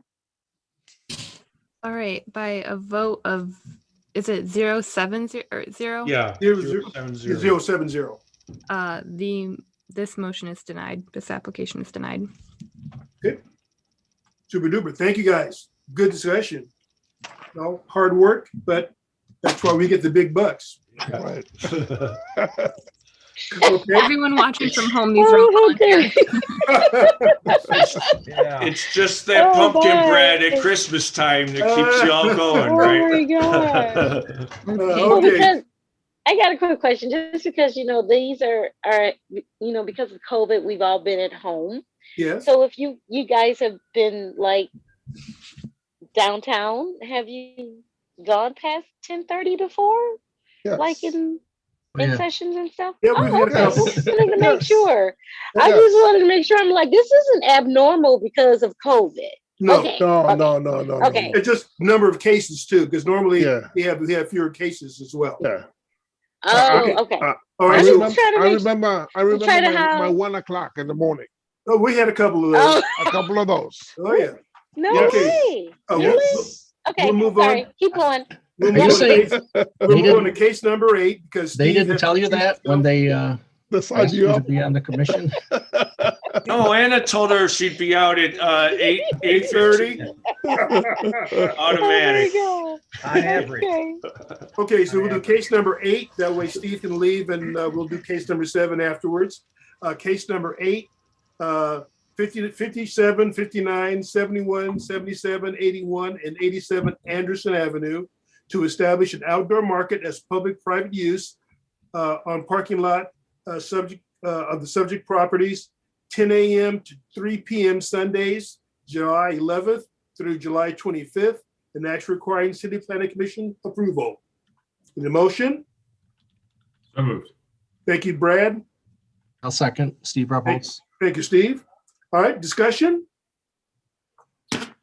I can just, for me, I love the idea, but I think, the fact that this particular lot, is surrounded by residential properties is problematic. I like the idea that they're looking for another location, giving them 3 more weeks to survive and find that, the temporary nature of it, I think can overcome, and the positive benefits of it can overcome the challenges. Downside. But I just simply could not support anything permanent in that Right. particular location, surrounded that closely by neighbors. And these are the neighbors that created, Neighborhood of the Arts. I mean, Mhm. 20 years ago or whenever that was, so I have to listen very closely to what they say. And as much as I love the idea, and I hope they can mitigate the problems, 3 more weekends would be about it. And then they've got to find another location. Yeah. In my opinion. Mhm. I agree with that. Yeah. Yeah, I- I completely agree that I think it's a nice concept. I think we're looking into the future, and I mean, it is refreshing to see things like this, but I do have to agree that it cannot be permanent. Yeah, I agree. I've been to it, and it's kind of like a little bit like a Cornhill Festival or Park Avenue Festival, which is once a year, not every Sunday. Mhm. And so I think it's demanding an awful lot from the neighborhood, and I think one of the people opposed to it said, go east to Three Heads. You're farther away from the residences, and there's plenty of open space down there, for one, or the public market. Perfect. But yeah, I agree that it's every weekend, every Sunday would really grate on my nerves. Okay, any other comments? Any other concerns? All right, hearing none. Well, I guess Yes, the question in my mind is, do we allow it for 3 more weekends, right? Because that's what they're asking for. Yes. Right. So they get a break for a couple of weekends and then comes back for 3 weekends. Mhm. Or if we deny it, Wait, Yeah, Anna, do they have a couple more? They have 2 more. And then actually one thing more. that I should also note is that this has grown into special event territory, meaning that that our communications department would also can be working with them in the future to ensure that like traffic were accounted for. So like right now they need this approval, but they would be required to work with our special events bureau in terms of making sure that like all of the things that come with having a special event would also be taken care of. So But there is some control and some management of those external issues. Yeah, so basically they could get this approval and it really wouldn't mean much to them without also getting approval from the communications, because they have concerns about street closures and things of that nature. Mhm. Would that I mean, is that in the record anywhere that what special events would do? I mean, they have a standard application similar like to like an entertainment license or an amusement license. We have special events permits. Okay. So those kind of happen in conjunction with these Yeah, types of I mean, they're usually triggered because there's street closures or I don't understand how they would become involved here. because at the time Tom, this is Matt. Sorry, Anna, I didn't mean to cut you off. So what happened here is this particular event was somewhat larger than was first anticipated and what the city had an understanding of. And organically, there were no official road closures, but enough people will de facto close a road. And that's obviously problematic from the city's standpoint. So there's, of course, other impacts in terms of, trash and debris and how that's being collected, parking and things of that nature. So in terms Here's the of problem I have, though.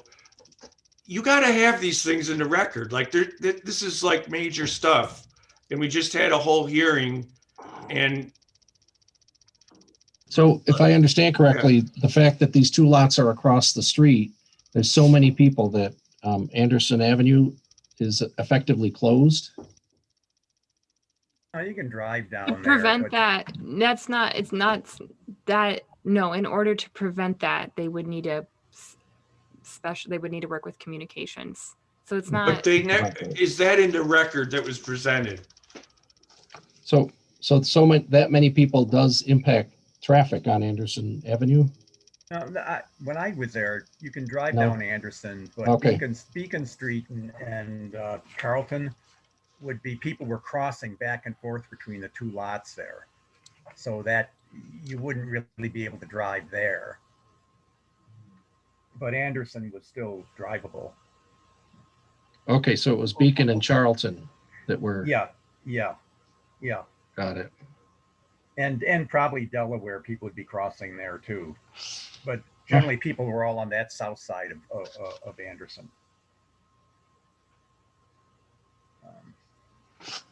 So it's an issue of scale. I understood that they had 3 already. And they did I get 2 that more, wrong? right? Oh, they got 5 in total. Is that, I got that right, Anna? They got 2 more? So Yes, they they were got approved for 5 in total. total. And the question then is, are these additional 3 enough to break the camel's back, or can they get enough traction and find another location such that the good parts of this can keep going without destroying the summer of 21 for these neighbors? Not destroying, but negatively impacting Sundays. I'm on the side of approving this for a couple different reasons.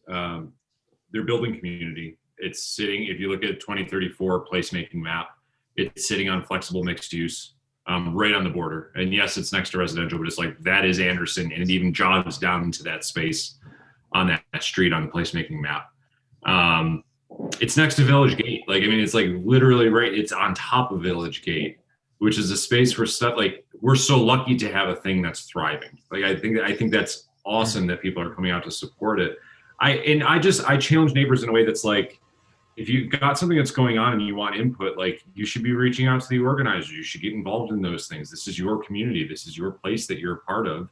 And if lend a hand, say, hey, I'd love to help out and make sure that traffic flow is good because I have a concern. Selfish is a selfish, not, and I don't mean to make it selfish. It is an individual impact. I have a concern about my stuff. So let me see what this is about. I don't know. I commend them. And I think that the the ability for such young organizers to turn around. I mean, they're trying to build community. They turn around very quickly after a conversation with somebody and immediately like try to put things in place. Like that communication needs to happen versus this being a combative thing, where it's like, I don't want it here, not in my backyard. Like, let's do it somewhere else. It's like, I don't know. I'm just tired of that kind of stuff.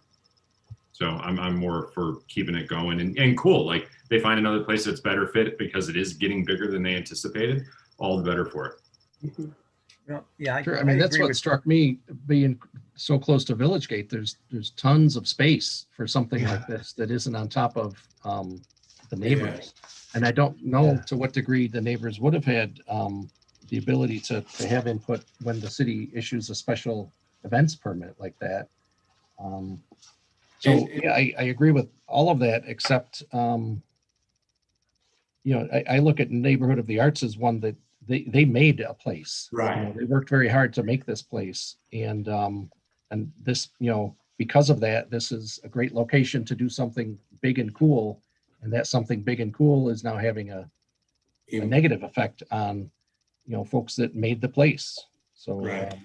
I agree. I guess I'm okay with 3 more weekends. I just really want the organizers to know that they need to find another place for this, I think. Yeah, it's hard to blame them of not doing enough when they were the one that actually built that community. So they, if they are having concern, it is our responsibility to hear them and see where they are. So that's why I'm agreeing with approving this temporarily until July 25th. Because I do also believe in the concept. I do believe it's a good idea. I do believe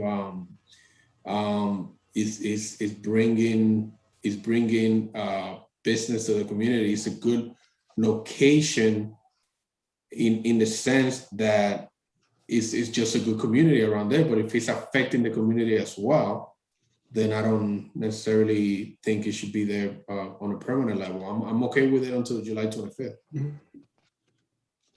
Okay. Any other concerns? Any other comments? It's probably too late for him to move it down the street, logistically. Well, I think that he's open to that. He's looking at it for future, but I think it's. I get the impression. I mean, I agree with Brett. This is a good thing for the city. Yeah. I mean, he testified that he was about to ready to announce something very soon about another location. Yeah.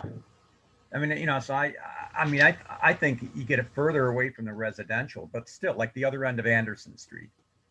And it's basically railroad yard beyond there. And it's a 3-head brew.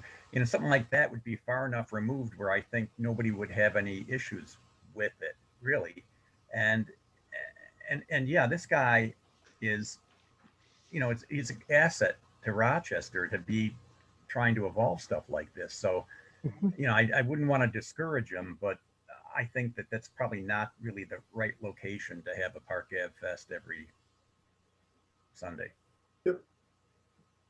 All right. Any other comments? All right, ready to vote? Yep. All right, so we'll be voting to establishing an outdoor market July 11th of July through 25th of July of this year from 10 a.m. to 3 p.m. I will start. I will say yes. Clara, yes. Right. Can we amend that to say, but not at that location ever again? Well, no, we can't do that. Okay. I gotta ask. Understand? Eugenio, yes. Yeah. Yes. Pardo, yes. Steve Rebholz, no. Markiva, yes.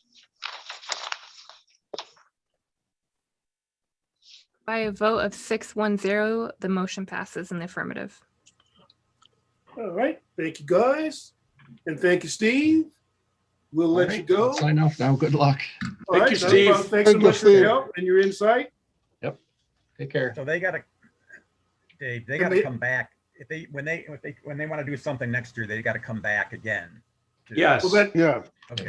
Yeah. if they want to go there. And when they find a new location, they're going to come back too. Yeah. Okay. Okay. All right. Now we're not quite finished. We have one more case. Culver Road. Case number 7, 775 Culver Road. To consider an alternative parking plan for 206 spaces to serve proposed bar restaurant. An action requiring City Planning Commission approval. In a motion? So move. Thank you, Mr. Marlin. Who second? Thank you, Brad. All right, discussion. I want to put something out there because it was making me a little uncomfortable. Yes. It felt, and I would like to open this up, not that it has to be a big point of dialogue here, but like with everything that's happening in the city in the past like 24 months, some of the commentary today was just like, it felt like a lot of, I don't know how to say it. There seemed like to be some pretty serious racism in the stuff that was coming out today. And like, I don't want this happening in my space, like in my neighborhood. We're trying to clean it up from certain things. And like, I go back to even the police report that's like, they've done all these things, but then you talk to the applicant, I mean, Marquise is like, but where was the ticket? Like, if he's serving alcohol without a license, that's a huge offense. I mean, that's a massive offense. And why was there no ticket if that was the case? I don't know. It smelled funny to me. The whole thing smelled funny. And it's, I don't know, maybe I'm just being like, I'm on like a soapbox tonight with like, yay business. Let's everybody, let's give everybody the opportunity to do well. So I don't know, maybe I'm being a little bit too much, but that's all. I just wanted to put it out there because that's where my head was as I was listening to everybody talk about it. It just seemed so polarized. It was weird. Yeah. I agree. I'm with you. I think the language overall was loaded, and I'm not picking anybody. Overall, it was loaded, and I got to watch myself. So in order to be objective, I got to be able to listen to things very clearly, so that I don't go there in a subjective manner. But I sense, it's what's not said. It's reading between the lines, and that makes me uncomfortable. And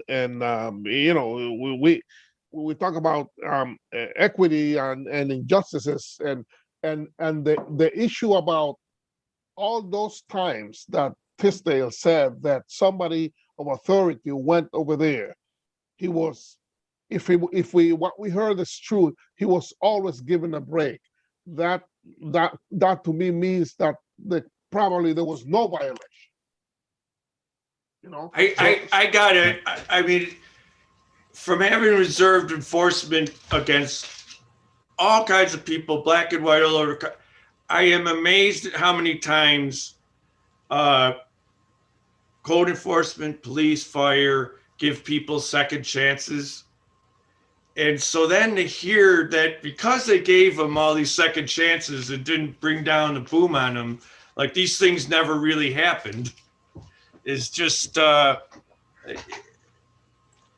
don't think they like made up that there were these large parties and that there were people parking all over the neighborhood and that there were dangerous conditions. But well, There's bars on every corner though. So well, I don't understand the difference between those bars from the next bars. Why were they so they just gathered all around. Everybody had their particular story and they all stuck to it to say that bar, that those people don't help our clean environment. well, what I don't get is, I'm not I sure hope what. this comments in regards to the 206 spaces that you don't get. I was going to comment on that. I don't think that the business itself, I don't have a problem with it. And this question is more for Tom than anything else, is the scale. So by amusement center, including theater or auditorium, tent structure, and then games, football, pinball, tables. I mean, by us approving this, then we are approving also all those uses. so your only role is use-wise is to decide on the amusement part of the proposal and the parking. That's what I would do. So if you didn't approve the parking or approve the parking in less spaces, they would either eliminate their option to have a bar, restaurant, and amusement, or not bar and restaurant, but bar and amusement and grill, or it would reduce the scale that they could have it. Yeah, because again, it's about setting a precedence in the sense of then if someone wants to come and apply for these uses through the parking requirement or the parking approval. I mean, you all are used to dealing with, these parking agreements and arrangements. But like I have to confess, I don't think I've ever seen one that was 206 spaces. And I have never seen it with there's so many uses attached to it. That's I'm okay with the business and everything you guys said, 100% with it. It's just setting a precedence of what am I approving? Just the parking, but then by approving the parking, he could come and then he could do all the uses of the amusement. That's well, like the use of the use of the amusement center is what's dictating the need for 206 spaces, correct? Well, part of it. Maybe Anna, you could answer that, whether the amusement part adds anything to what would be required just for a bar and grill. The bar has a parking requirement of 56 spaces. The amusement center has a separate parking agreement of 56 spaces. And then the remainder, which I can pull up, is the public entertainment. So all three of those things, yeah. Do we know, not that I want to like go down this, but I just wonder how different is this? And conceptually, I don't get it, but how different is this in concept from Playhouse, Swilberger, where like, that's an amusement space, isn't it? Like it's a gaming center with a bar. It's essentially the same thing. Or Radio Social. Although Radio Social has a ton of parking. right. Yeah. Oh, I see. But like Playhouse has no parking. I mean, I'm sure they have some. They have like ancillary space and stuff like that. But like, I just think about it compared. No, right? So like, it's all street. They went for a special permit for I think an amusement center and for an alternative parking plan. And the alternative parking plan was for the bar, restaurant, and the amusement center component. For which one? For Playhouse on South Clinton. And if we approve this, then they will still have to go to the building permit if they want to go into each one of these individually. Yeah. So they still have to get a license for entertainment from the police. And they have to go to the SLA to sell booze. Like there's a whole lot of stuff they still have to In do. that case, then I'm okay with it. I just want to make sure I'm not setting any precedents where I mean, you are about like how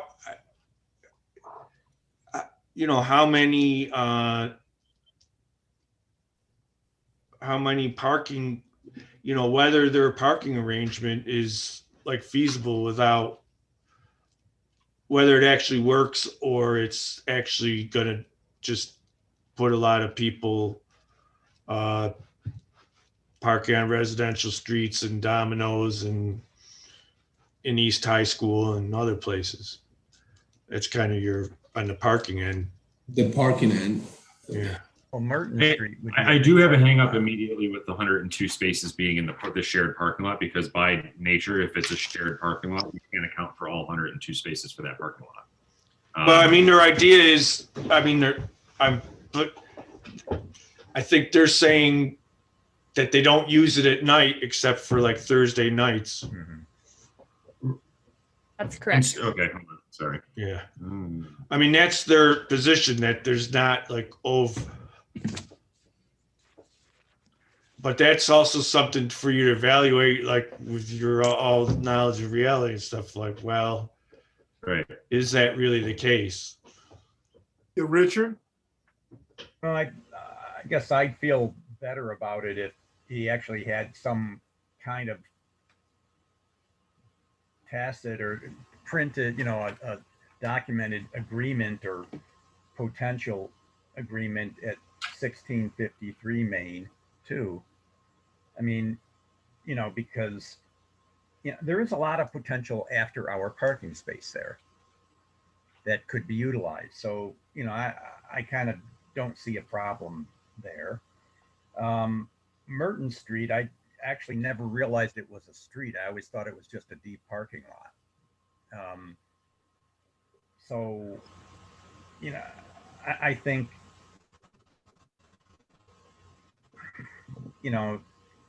I guess it just depends on basically, I guess, how well, contained the stuff is. Like, like Radio Social, as far as I know, everything's indoors. You drive by there, you don't know anything's going on. If they open up the back doors, it does spill out into the back too, but it's Okay. not on the street. It's They're in behind. an industrial district. Yeah. And Yeah. Radio Social has a giant parking lot Yeah. Yeah. across I mean, Carling there. But I mean, he could have an arrangement here where he could have the parking. I'm not, anything that's going to happen there is pretty much evenings, right? Not school hour time. Yeah, it's not the school, right? Because I'm assuming it's going to be evening. But again, we have baseball Yeah. and football and pit. No, and again, I think the other thing that we have to remember is that we're looking at the 206 spots for parking. That gives him an opportunity to apply for the other stuff that he wants. Whether he gets it or not is not dependent upon it's dependent upon our decision, but it doesn't hold him back. Milton, So- No, go ahead. did the examples of like comparing it to other like uses of kind of, how did that bode with you in regards to, you were kind of concerned about how many uses were tagged on here? And then when we compared them to other uses, how do you feel now? Does it still seem unusual to you that there's this many, or are you finding more comfort in knowing that there's other things out there? Yeah, no, and that's fine. I think that was a good comparison. I was more, now that I understand a little bit, so the parking would allow them to do any of these uses, but they will have to go through the process of still getting the permit. So that's fine. On the premises, I'm okay with approving the parking lot, because that means that they just essentially getting ready 206 spaces for any potential use of this. But they still have to go through the process. That's how I am understanding. So the process would be, the bar is permitted as of right, so that's just a straightforward building permit. The public entertainment's permitted of right, so all that requires is an entertainment license issued by RPD, which is renewed annually. And then outdoor seating's accessory to the bar. So then the only special process for the amusement center component would be whether you guys feel that that's adequate or appropriate, given that there are potentially strains on parking and anything like that. I mean, part of the problem is there, 104 spots. How many is it for off-street parking using other people's lots? They originally proposed that for 2 different properties. And because they didn't produce an agreement for one of them, it's now just one property. But it's not even clear that one property has the 102 spots. So I mean, you could hold this and ask them to like come back, and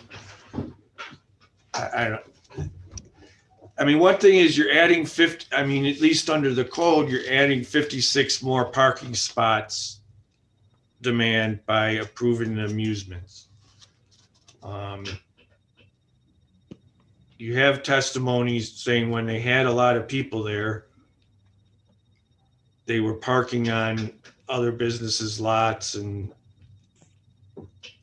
on the streets in the East High School. If you held it and gave them an opportunity to show how they could really could get 102 spots by getting agreements from both these properties like they intended. There's a lot of options you have. I don't envy you guys. Well, I guess the only thing that really disturbs me is he kind of like just went ahead and did everything without really having any permits or any Devil's advocate. Devil's advocate, Richard, you know to go because I call that privilege. Like, you know that you can, like, you need to go and get approval for stuff. There are lots of people that exist that don't know they need approval for things. They're just like, cool, I have a space. I'm going to be able to bring people together. Like, and he was flying under the radar until he wasn't. And now he's being told what he has to do. And here he is. He's got an application and he's trying. Right. A lot of it is education. You're right. It's, some people really don't understand the process. Well, yeah, I mean, that's all, yeah. It's kind of true on Thurston too. But I mean, if he's really gone ahead and he's putting sprinkler systems in there and he's only leasing it, and I'm assuming he's got the 10-year lease if he's doing that, even though the neighborhood NED said he doesn't have a lease. That, I mean, it would be crazy to put a sprinkler system in if you don't have a lease signed. How do you guys feel about 206 spaces? Do you think that this number of spaces is like, I mean, he needs a alternative parking plan for 206. Do you think that parking requirement I think it's too high. he's proposing It seems crazy high. Say again? It seems high. It seems high to me too. It's only, especially with the comprehensive plan, when we try and cut a little bit on parking. But we still have a zoning code that we have to abide by. Right. Still alive. It's still alive. All right, the thing is, he's not adding pavement anywhere. Yeah. He's just he's not adding pavement. He's just going to use existing pavement. Right. So and utilize it, at least utilize it at night when it isn't being used. So I can, the thing I don't know is he says if he needs 200 spaces, is he really going to be having 400 people there, or is he thinking, no, I just want to have adequate parking so people aren't going to be parking all over the neighborhood. And I guess the question that I have that based on what you asked, is if we reduce that 206 to a lower number, would that diminish anything that he is eligible for? You can't dictate a new parking requirement, but you could approve this saying like we're only granting it for 120 and that only goes towards the bar restaurant. So that or only goes towards public entertainment. So I can certainly give you what the parking requirements for each of the uses are again, and you could certainly approve an alternative parking plan that would only cover the bar or would only cover the bar and the public entertainment component. So is it based on maximum occupancy or square footage? So bar and amusement center are both based on square footage, and then public entertainment is based on the occupant load. And there's no overlap there, Anna. So it's like it's cumulative. It's not. Yeah, the argument is that like a bar you're going to draw on a certain amount of customers with a bar, but like if you add an amusement center, then you're bringing on additional people. And it's all incremental. Yeah, that number might be helpful because I would be more inclined to reduce that 206 to a lower number in order, recognizing that there's some crossover. That there's some potential crossover, and at any given time, he'll not be at the maximum of any of the three. But you can't. You're dictated by the code. I mean, but if you want to say you can operate a bar, restaurant, or bar entertainment and amusement in a smaller space. Wouldn't it be Well, my concern is that we could do that, but the space is already there. So A, they're either gonna park illegally, as they probably doing, or B, go and park in the surrounding areas, which is even a bigger problem for us.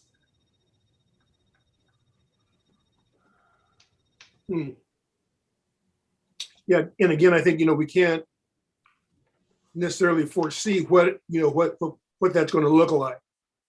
Right, the parking is there, people will use it, and legal or illegal. And then if we say, oh, that you have to call it off or whatever it is, they will park in the surrounding areas, and then we're really gonna hear complaints.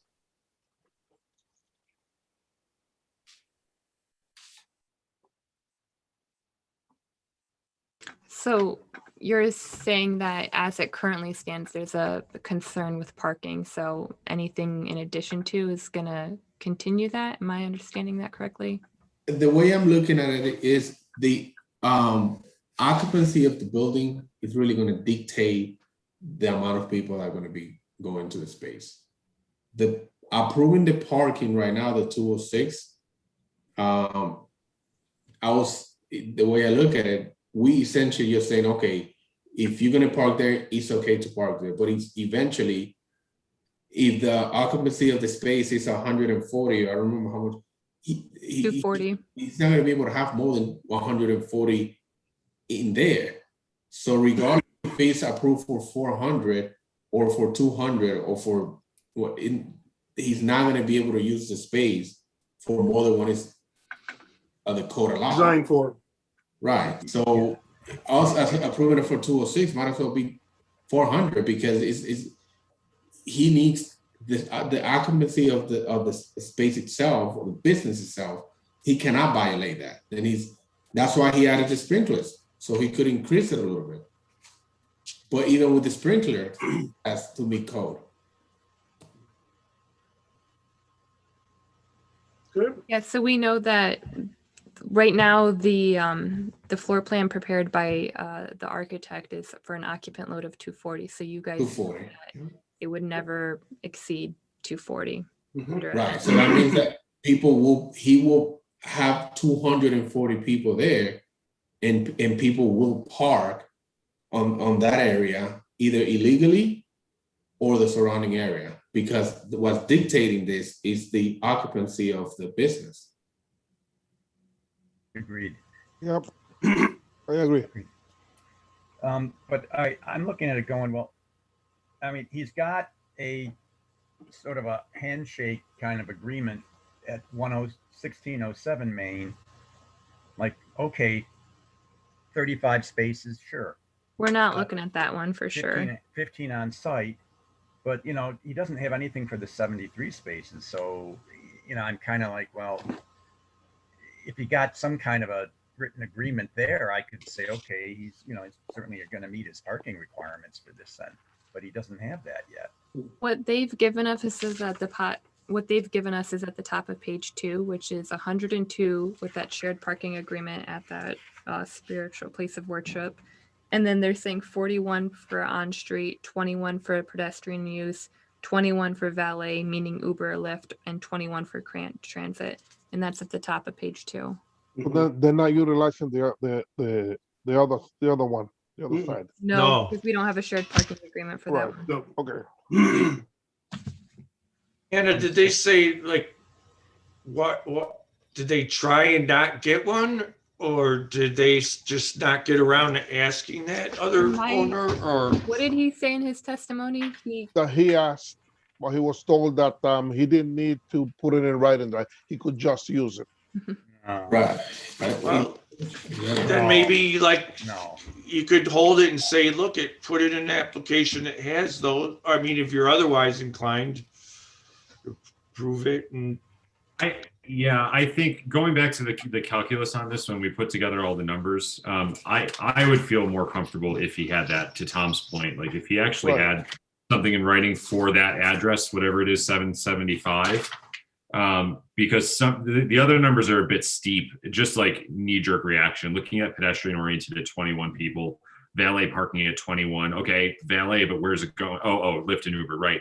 and then transit at 21. It just they Yeah. seem a little steep. We haven't assigned that high of numbers in other cases. Yeah, and I mean, transit, I have a pet peeve about the new bus system and like how, but so I looked and the buses stop running at midnight.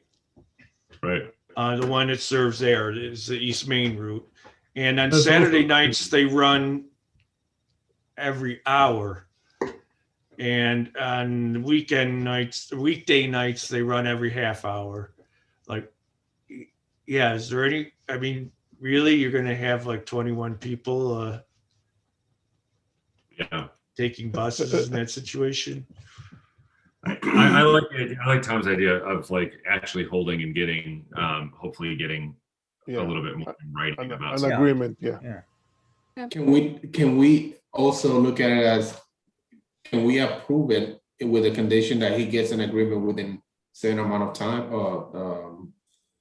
Yeah, I guess that's what you guys did with Glide Street last month is you conditionally approved it subject to an executed shared parking agreement and you specified what that was. And then Right. send it to the manager of essentially Jill will eventually approve this. Yeah, basically you say we'll approve you, but only, and which means like he still can't get his zoning sign off on his entertainment license until he provides that shared parking agreement at the adjacent property. Right. And Jill could deny it if they don't provide it, or who, the manager could deny it. Why wouldn't that set time? Then the manager could deny the application. And I mean, also as a condition, I'd suggest on the one that he does have an agreement on, the code requires that you have in the agreement that states it can't be terminated until that property no longer needs those parking spaces, words to that effect. So I think, yeah, that's an option, is making conditions to get agreements with both of those properties to really get to 102 or even more, and thus maybe not having to rely so much on the bus and the valet and walker requirement. So, but just for clarification, what property are we looking at needing that additional additional contract? 1653. 1553? 16. 16, okay. Yeah. I would support holding over and asking for those two things. And then that means that the transit credit of 21 spaces would go to that, basically securing 21 spaces at 1653. So like basically saying rather than counting 21 parking spaces for the transit, instead provide us an executed shared parking agreement for that same number at such and such property. Yes. Well, I mean, I would suggest also that, I mean, we're not clear on whether they really have 102 spaces on this place of worship property. Yeah. So I would We're not suggest clear like, outside of that's what the parking agreement by the operator provided. He said he had 100 and yeah, because I mean, their SWBR though has something that says on that property, it's, 35. yeah, They were counting 35. Yeah, I mean, so basically SWBR said 30. I'm imagining because it's further distance from the property that they were going to try to use the bulk sum at the closer property. And then at that point, they only needed 35 less. So rather that 35 isn't an indication of the availability. It was just the need at that time. yeah, we're doing like a lot of surmising and guessing, and I think that's. So you want clarification that the shared parking agreement that we have in file is demonstrating the correct number?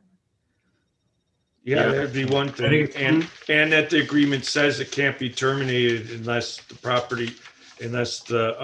applicant's property no longer needs those spaces.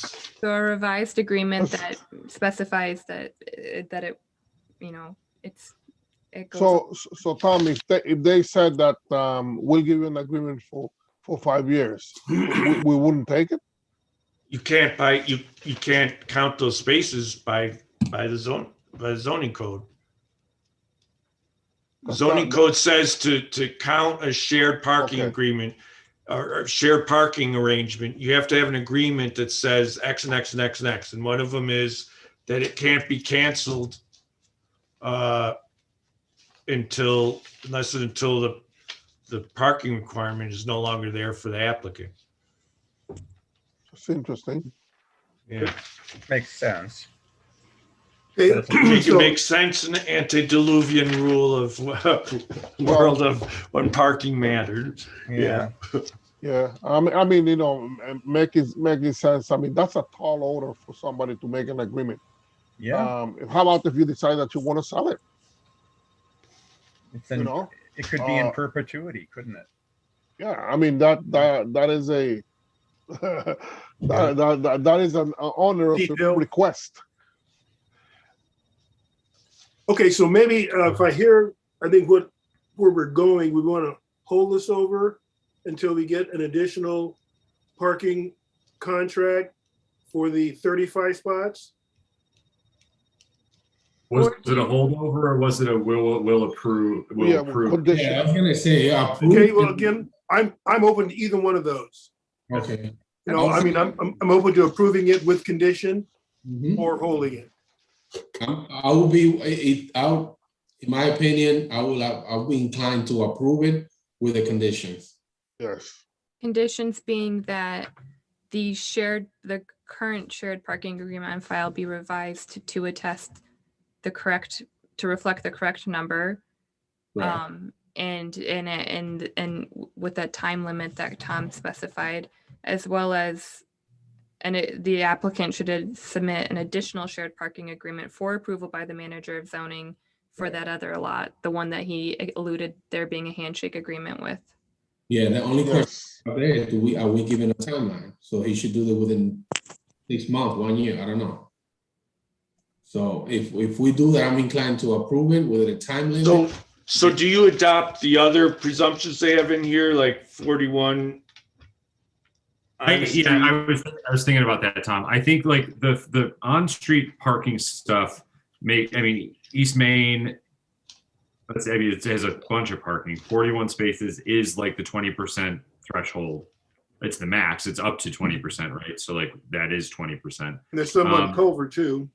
If they like whatever, I would say like whichever ones, whatever number they get from the supplemental agreement, like if it's 21 spaces, let's say, it would make sense to me to take 7 off of each of the 3, pedestrian, valet, and transit, knocking each of those down to 14 each, like down to 14. Follow my math? Okay, so that then you need 21 more spaces in shared parking. Right. No longer entertaining transit as an alternative.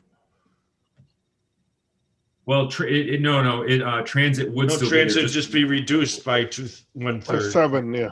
All Yeah. number 14. Yeah, so all 3 of the ones, the 3 that seem high to me are the pedestrian, the valet, and the transit. And so if the 21 spaces are there, then you subtract 7 from each of those 3 to get them to a reasonable 14. Okay, so is everybody kind of in agreement that we'll vote to approve it with conditions rather than holding it over? That's in regards to the alternative parking plan. There still is the matter of the amusement center itself. Of the And entertainment, so yeah, understand. looking at the floor plan, it looks like they're proposing a pool table, multiple pool tables. I think they said 2. Yeah, video games, electronic dartboards, and a basketball game. So, Yeah. just as an overview. Yeah, and I'm good with those, but to me, that's not a problem. Yeah, I mean, it seems like the only problem you guys have discussed is that it is 56 spaces additional demand, but if we solved it, Yeah, that's what's crazy to me is like maybe if this thing was a full build, I mean, I don't know, that seems subjective. If it was a fully built out arcade with a bunch of stuff, sure, but like a couple pool tables and dartboards, like, I don't Not know. gonna get that many people. Right. Okay, so argument being that it's a complementary use Yeah, rather than it. Okay, got you. Well, I mean, I'm sorry to be like a stickler here, but like, we can't say that there's less demand than what a 206 spaces. Like, Okay. Right. we're not legally allowed to say that. I mean, so we still have to come up with an alternative plan that says how you get to that 206. I mean, I'm sorry to say that, but I mean, that's, what is the threshold for amusement? Like, what's actually saying that this is an amusement versus just a bar? They have more than 4 games that are like coin operated that you would like that you pay for. Oh. So there's like a definite, I think, yeah. So I think actually in the first page, there's a definition of what constitutes an amusement game. So it's like yeah. coin operated, and then amusement center itself is 4 or more. Got it. Oh man, you should just make the pool tables free. I mean, in a lot of other circumstances, you all are allowed to like waive, like setbacks and things like that. But like I've looked through this, the only way they let us do it is like statutorily how you calculate the number of spaces demand, and then you have to define how you're satisfying that demand with pre-specified types of use, like they have laid out here, shared parking, credit for on-street, all that. Mhm. Okay. The idea would be approve the amusement use, get shared parking properly documented for 123 spaces. 14, then the rest of their plan is fine. 41 parking spaces for on-street. But then the other 3 are just reduced by 7 each. Yes. So 14 parking spaces pedestrian oriented, 14 spaces valet, 14 spaces transit.